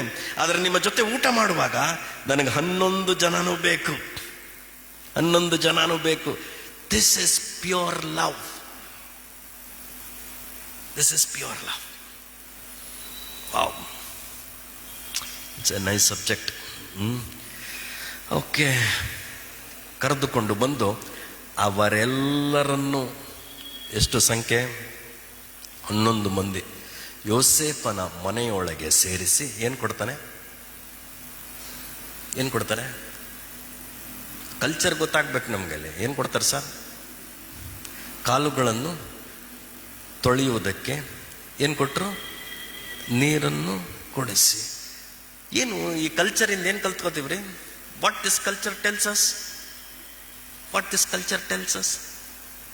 ಸಿಮಿಯೋನ್ ನನಗೆ ಹೇಳ್ಬಿಟ್ಟ, ಲೂಕನ್ ಸುವಾರ್ತೆ 7ನೇ, ನಾನು ನಿಮ್ಮ ಮನೆಗೆ ಬಂದೆ, ನನಗೆ ನೀರೇ ಕೊಡಲಿಲ್ಲ ನೀನು. ಕರೆಕ್ಟಾ? ಲೂಕನ್ ಸುವಾರ್ತೆ 7ನೇ ಅಧ್ಯಾಯದಲ್ಲಿ ನಿಮ್ಮ ಮನೆಗೆ ಬಂದೆ ನಾನು, ಏನಪ್ಪ ನೀರೇ ಕೊಡಲಿಲ್ಲ. ಇವಳು ನೋಡು, ನನ್ನ ಪಾದಗಳನ್ನು ತ್ಯಾವ ಮಾಡೋದನ್ನು ಬಿಟ್ಟೇ ಇಲ್ಲ. ಯಾರ ಪಾಪಗಳು ಹೆಚ್ಚು ಕ್ಷಮಿಸಲ್ಪಟ್ಟಿದೆಯೋ ಅವರು ನನ್ನನ್ನು ಹೆಚ್ಚಾಗಿ ಪ್ರೀತಿ ಮಾಡ್ತಾರೆ. ಇಲ್ಲಿ ಯಾಕೆ ನೀರನ್ನು ಕೊಟ್ಟು ಕಾಲು ತೊಳೆಯುತ್ತಾ ಇದ್ದಾನೆ ಅಂದರೆ, I accept you as you are. ನೀವು ಹೇಗಿದ್ದೀರೋ ಹಾಗೆ ನಾನು ನಿಮ್ಮನ್ನು ಸ್ವೀಕರಿಸಿ ನನ್ನ ಪ್ರೀತಿಯನ್ನು ಅಭಿವ್ಯಕ್ತಪಡಿಸುತ್ತಿದ್ದೇನೆ. This is what is very important. ನೀವು ಮ್ಯಾರಿ, ಮದುವೆ ಆದಾಗ ಹುಡುಗನಿಗೂ ಹುಡುಗಿಗೂ ಒಂದು ಕಿವಿ ಮಾತು. ಹುಡುಗ, don't try to convert your wife, ನಿನ್ನ ಥರ ಆಗಬೇಕು ಅಂತ. ಹುಡುಗಿ, you don't try to convert your husband, ನನ್ನ ಥರ ಇರಬೇಕು ನೀನು ಅಂತ. ಅಯ್ಯೋ, ಗಾಡಿ ಮುಂದೆನೇ ಹೋಗಲ್ಲ ಅದು. ಈ ವರ್ಕ್ಶಾಪಲ್ಲಿ ಬರೀ ಕಚ್ಚಾಟವೇ. ಡೋಂಟ್ ಟ್ರೈ ಟು ಕನ್ವರ್ಟ್, ನೀನು ನನ್ನ ಥರ ಆಗು, ನಾನು ನಿನ್ನ ಥರ ಆಗು. Accept them as they are. That is love. That is love. ಅವ್ರ ವೀಕ್ನೆಸ್ಸಾ ಅಕ್ಸೆಪ್ಟ್ ಮಾಡಿ, ಅವರು ಸ್ಟ್ರೆಂತಾ ಅಕ್ಸೆಪ್ಟ್ ಮಾಡಿ. ಸುಮ್ಮನೆ ಮಾಡಲ್ಲ ದೇವರು ಜೋಡಿಗಳನ್ನ. ನಿಮ್ಮನೆ ಹೆಂಗೋ, ನಮ್ಮನೆ ನನಗೆ ಗೊತ್ತು. ಓಕೆ, ನಮ್ಮ ಮೇಡಮ್ಗೆ ಅಡ್ರೆಸ್ ಗೊತ್ತಾಗಲ್ಲ. ನೀವು 10 ಸಾರಿ ಅದೇ ರೋಡಲ್ಲಿ ಓಡಾಡಿಸಿ ಗೊತ್ತಾಗಲ್ಲ. ಎಲ್ಲಿ ಅಂತ ಕೇಳ್ತಾರೆ. ಅಕ್ಸೆಪ್ಟರ್. ನನ್ನ ಪ್ರಾಬ್ಲಮ್ ಏನು? ಪೇಪರ್ ಇಲ್ಲಿ ಓದ್ತೀನಿ, ಬುಕ್ ಅಲ್ಲಿ ಓದ್ತೀನಿ, ಎಲ್ಲ ಅಲ್ಲಲ್ಲೇ ಬಿಡೋದು. She doesn't like that. ನೋಡ್ರಿ ಹೆಂಗಿದೆ ಜೋಡಿ. ಹೆಂಗಿದೆ ಜೋಡಿ? We don't try to convert each other. ಸುಮ್ಮನೆ ಈ ಕಲ್ತ್ಕೊಂಬಿಟ್ಟವ್ರೆ, ಸ್ವಲ್ಪ ಕ್ರಮವಾಗಿಟ್ಬಿಡಪ್ಪ ಅಂತ. ಮುಂಚೆ ಹಂಗಲ್ಲ, ಎಷ್ಟು ಹೇಳಿದ್ರು ಸರಿಯಾಗಿ ಬೆಳೆಸಿಲ್ಲ ನಿಮ್ಮ ಮನೇಲಿ ನಿನ್ನ. ಇವಾಗ ಹಂಗಿಲ್ಲ. It is your nature, I accept you as you are ಅಂತ. See, don't try to convert and invert people. ಮಾಡಕ್ಕೆ ಹೋಗಬೇಡಿ. Accept them as the. Only through love you can bring transformation. ಪ್ರೀತಿಯಿಂದ ನೀವು ವ್ಯವಹರಿಸಿದಾಗ ರೂಪಾಂತರಗಳನ್ನು, ಬದಲಾವಣೆಗಳನ್ನು ಕಾಣಲಿಕ್ಕೆ ಸಾಧ್ಯ. I have experience that. In my very home I have experienced. My very home I have experienced. ಹೆಚ್ಚಿನ ವಿವರಗಳಿಗೆ ನಂತರ ನನ್ನನ್ನು ಭೇಟಿ ಮಾಡಿ. ನನ್ನ ಹೆಂಡತಿಯ ಮೊಬೈಲ್ ನಂಬರ್ ಕೊಡ್ತೀನಿ, ತಿಳ್ಕೊಳ್ಳಿ. I have that guts, no problem. Okay? My wife, no, she prays a lot. I read the word a lot. ಇಬ್ಬರಿಗೂ ಪ್ರಾಬ್ಲಮ್. ನೀವು ಪ್ರಾರ್ಥನೆ ಮಾಡೋದ ಕಣೆಯ ನೀನು. ನಾನೇನು ಹೇಳಬೇಕು?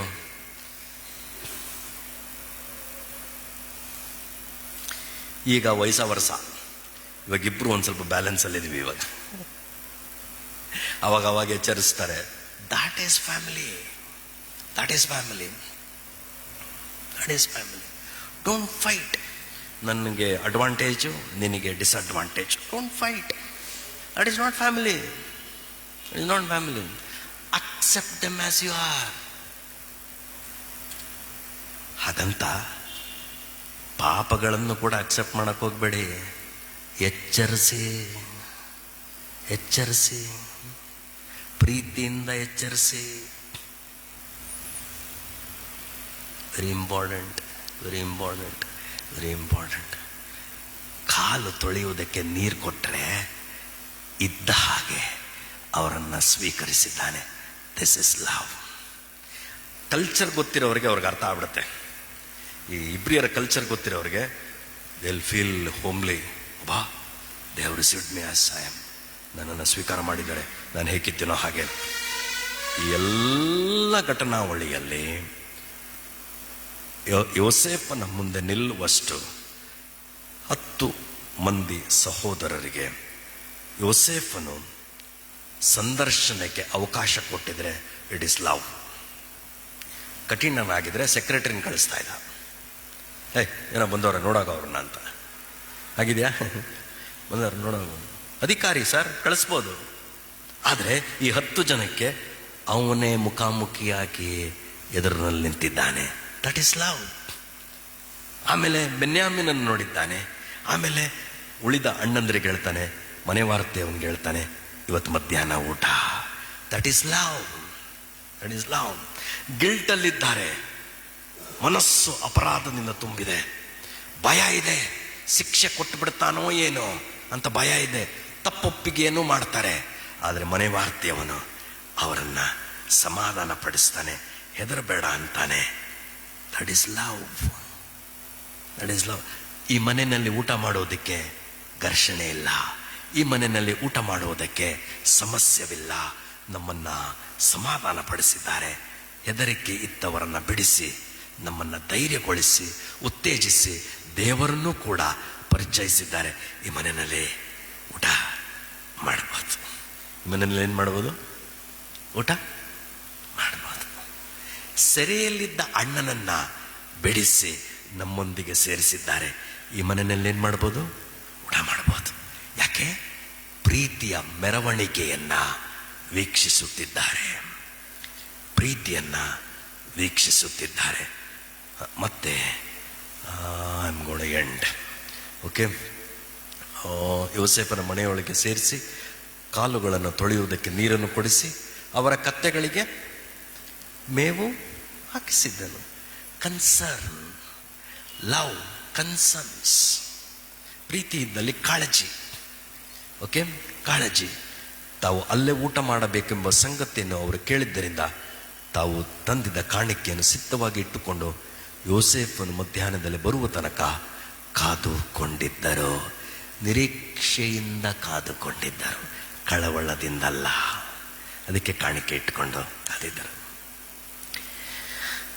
ಇದು ಪ್ರೀತಿಯ ಆರೈಕೆ. ಯೋಹಾನ್ ಸುವಾರ್ತೆ 13ನೇ ಅಧ್ಯಾಯ. ಯೇಸು ಸ್ವಾಮಿ ಅವರ ಕಾಲುಗಳನ್ನು ತೊಳೆಯುತ್ತಾನೆ. ತೊಳೆಯುವಾಗ ಯೂದನ ಕಾಲುಗಳನ್ನು ತೊಳೆದ್ನ, ಯೂದನ ಕಾಲುಗಳನ್ನು ತೊಳೆದ್ನ, ತೊಳೆದ.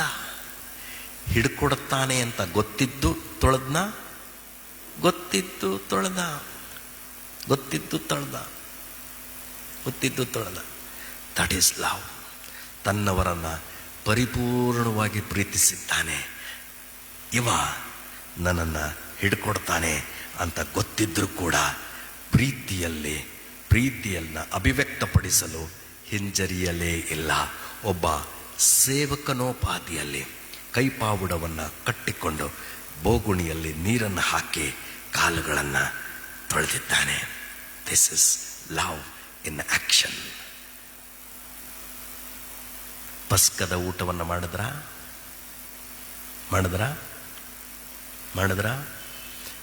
ಯೂದನ್ ಪಾಲ್ಗೊಂಡ. ಮುರಿದು ತುತ್ತನ್ನು ಕೊಟ್ಟ. ಇನ್ವೈಟಿಂಗ್ ಫಾರ್ ಫೆಲೋಶಿಪ್, ಅನ್ಯೋನ್ಯತೆಗೆ ಆಹ್ವಾನಿಸ್ತಾನೆ. This is love. ನೋಯಿಂಗ್ಲಿ, ಗೊತ್ತಿದೆ ಇವನು ಹಿಡ್ಕೊಡ್ತಾನೆ, ಆದರೆ ಅನ್ಯೋನ್ಯತೆಯ ಕೊರತೆಯನ್ನ ಮಾಡಲಿಲ್ಲ. ಸಹಭೋಜನದಲ್ಲಿ ಕುತ್ತು ತರಲಿಲ್ಲ. This is love, this is Jesus, this is Joseph. ಬಹಳ ಚೆನ್ನಾಗಿದೆ, ಪ್ರವಾದನಾತ್ಮಕವಾದಂಥ ಒಂದು ನುಡಿಗಳಿದೆ ಇದರಲ್ಲಿ. ಸೆಕೆಂಡ್ ಟೈಮ್ ಈ ಭೇಟಿನಲ್ಲಿ ಏನು ಮಾಡ್ತಾನೆ ಗೊತ್ತಾ ಯೋಸೇಫ? ತಾನು ಯಾರು ಎಂಬುದನ್ನ ಬಹಿರಂಗಗೊಳಿಸ್ತಾನೆ. ಮೊದಲನೇ ಸಾರಿ ಯೇಸುವನ್ನ ಮೆಸ್ಸಿಯನೆಂದು ಅರಿಯದೆ ಇದ್ದವರಿಗೆ ತನ್ನ ಎರಡನೇ ಬರಣದಲ್ಲಿ ತಾನು ಯಾರು ಅಂತ ಬಹಿರಂಗಗೊಳಿಸ್ತಾನೆ. He still loves. ಕ್ಷಣಕಾಲ ಮೌನವಾಗಿರೋಣ.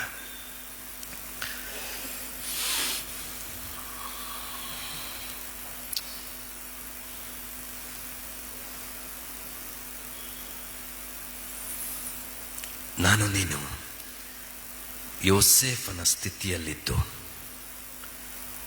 ನಮ್ಮ ಸ್ವಂತ ಮನೆಯವರಿಂದಲೇ ತಿರಸ್ಕಾರ, ಸ್ವಂತ ಮನೆಯವರಿಂದಲೇ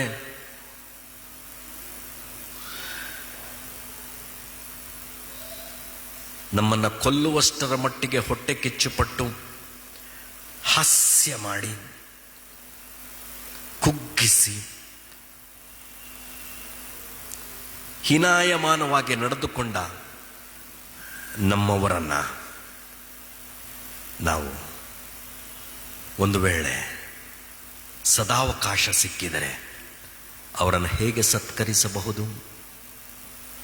ಒಂದು ವೇಳೆ ಅಧಿಕಾರದಿಂದಿದ್ದು ನಿಮ್ಮ ಬಳಿ ಸಹಾಯಕ್ಕೆ ಬಂದರೆ ಹೇಗೆ ಸ್ವೀಕರಿಸಬಹುದು? All we need is love. All we need is love.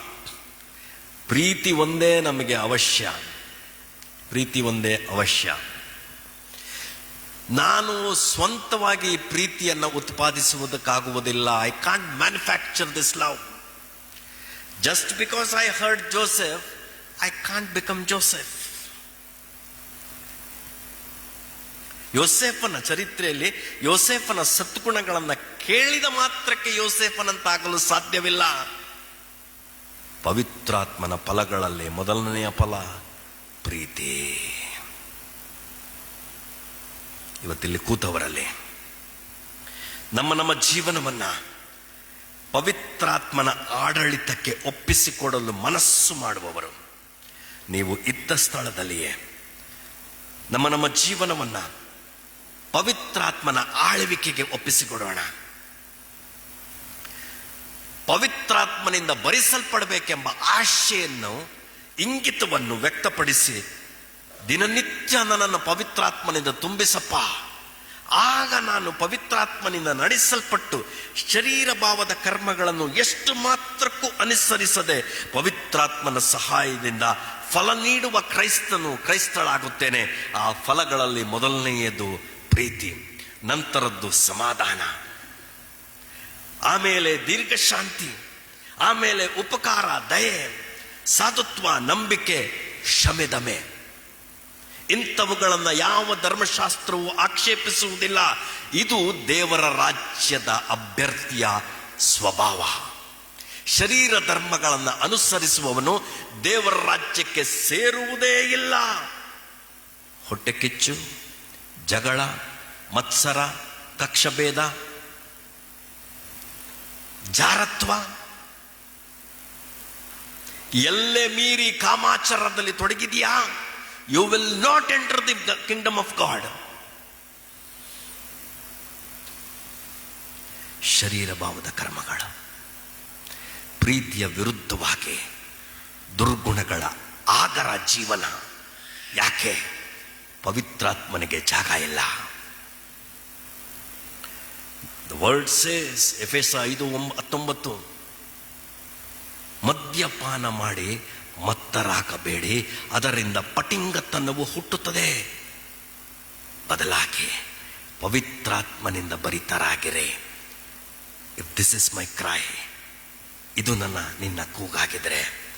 ರೋಮಾಪುರ ಪತ್ರ 5ನೇ ಅಧ್ಯಾಯದ 5ನೇ ವಚನ, ದೇವರಿಂದ ದೊರಕಿರುವ ಪವಿತ್ರಾತ್ಮನು ನಮ್ಮ ಹೃದಯಗಳಲ್ಲಿ ಧಾರಾಳವಾಗಿ ದೇವರ ಪ್ರೀತಿ ರಸವನ್ನ ಸುರಿಯುತ್ತಾನೆ.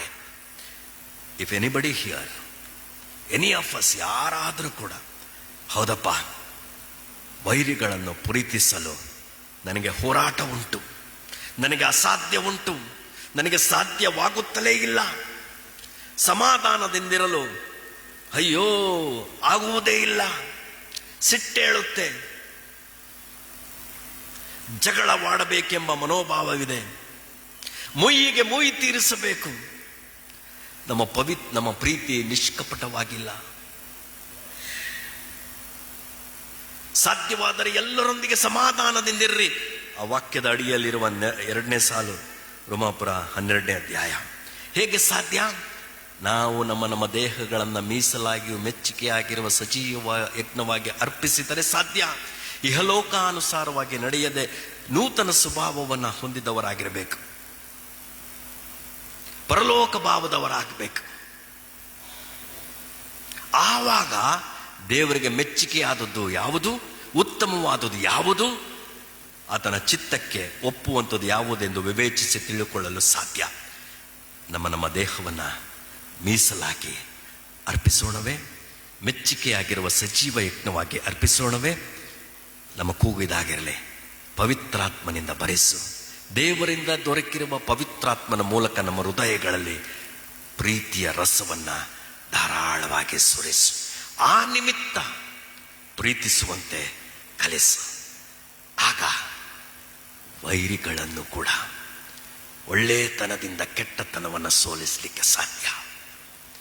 ವೈರಿ ಬಾಯಾರಿದ್ರೆ ನೀರು ಕೊಡಲು ಸಾಧ್ಯ, ವೈರಿ ಹಸಿದಿದ್ರೆ ಊಟ ಕೊಡಲು ಸಾಧ್ಯ.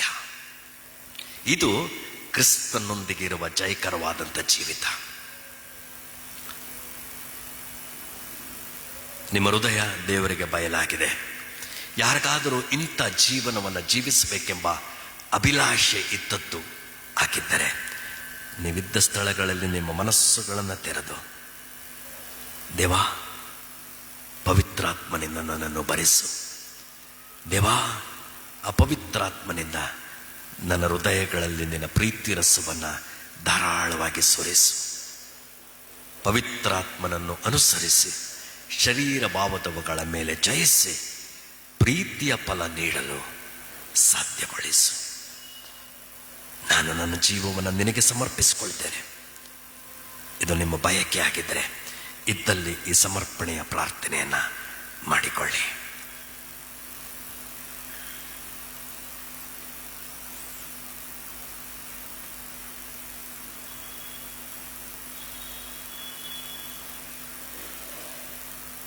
ಕರ್ತನೇ, ಯೇಸುವೆ, ನಿನ್ನ ಮನಸ್ಸನ್ನು ನಮ್ಮೆಲ್ಲರಿಗೂ ದಯಪಾಲಿಸು. ಯೇಸು ಕರ್ತನ ಹೆಸರಿನಲ್ಲಿ ಈ ಪ್ರಾರ್ಥನೆಯನ್ನು ಬೇಡಿ ಹೊಂದಿದ್ದೇನೆ ತಂದೆಯೇ, ಆಮೆನ್.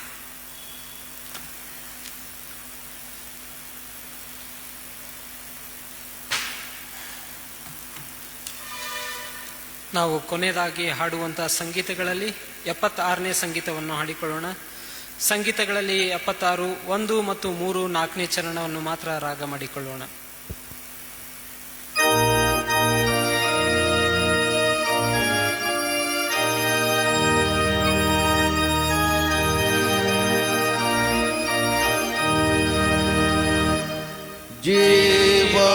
ಜೀವಕಾಂತಿ ಯಾನು ಬೇಟ ರಕಮಾಯ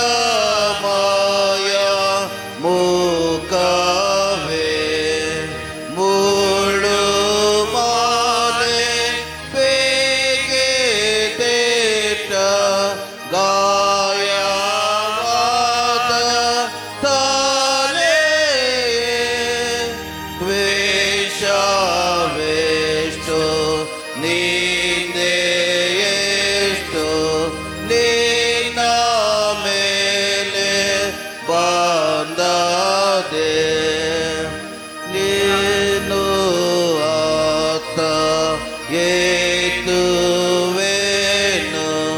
ನನ್ನ ದುಷ್ಟ ಪಾಪವೇ ಸತಾಹೇತು ನೀನಾಲೇನು ನನ್ನ ಶಾಪ ರಾಶಿಯೇ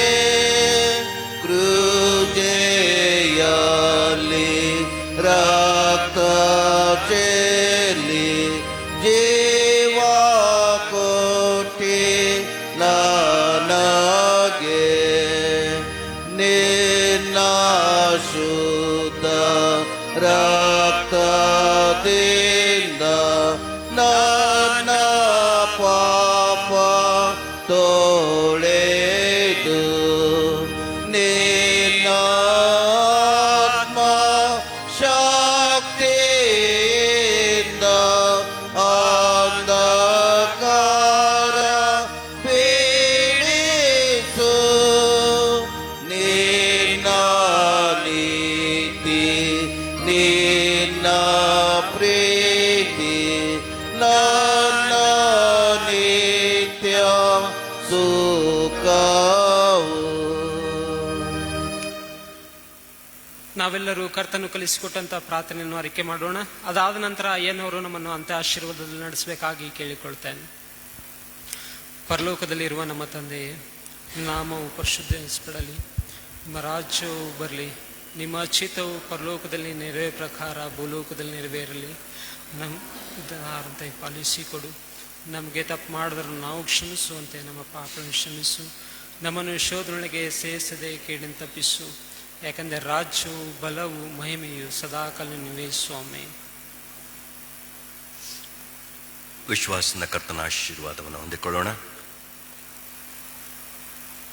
ಲೋಕವನ್ನು ಎಷ್ಟೋ ಪ್ರೀತಿಸಿ ಪಾಪ ಪರಿಹಾರಕ್ಕೆಂದು ತನ್ನ ಸ್ವಪುತ್ರನನ್ನೇ ಕೊಟ್ಟ ತಂದೆ ದೇವರ ಪ್ರೀತಿಯು, ತಂದೆಯನ್ನು ಪ್ರೀತಿಸಿ ತನ್ನ ಪ್ರಾಣವನ್ನೇ ಶಿಲುಬೆ ಮೇಲೆ ಪಾಪಿಗಳ ತಾಕಿಯೂ ಕೊಟ್ಟು ಪ್ರೀತಿಯನ್ನು ಸಿದ್ಧಾಂತಪಡಿಸಿರುವ ಯೇಸು ಕ್ರಿಸ್ತನ ಕೃಪೆಯು ನಮ್ಮಲ್ಲಿ ವಾಸವಾಗಿದ್ದು ಫಲ ನೀಡುವ ಜೀವನಕ್ಕೆ ಸಾಗಿಸಿ ಪ್ರೀತಿ ಎಂಬ ಫಲ ನೀಡಲು ಸಹಕಾರಿಯಾಗಿರುವ ಪವಿತ್ರಾತ್ಮನ ಐಕ್ಯತೆಯೂ ಅನ್ಯೋನ್ಯತೆಯೂ ನೆರೆದಿರುವ ಸಭೆಯವರೊಂದಿಗೂ ವೀಕ್ಷಿಸುತ್ತಿರುವಂಥ ಪ್ರತಿಯೊಬ್ಬರೊಂದಿಗೂ ಸಭೆಯೊಂದಿಗೂ ನಿತ್ಯ ನಿರಂತರವಾಗಿ ನೆಲೆಯಾಗಿರಲಿ.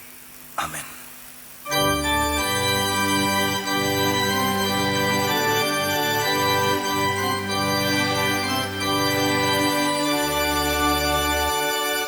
ಶಿಲ್ಪೆ ಪಾಠವನನ್ನು ನೋಡಿದರೆ ಜೀವದುತ್ಪತ್ತಿಯಾಗುವುದು.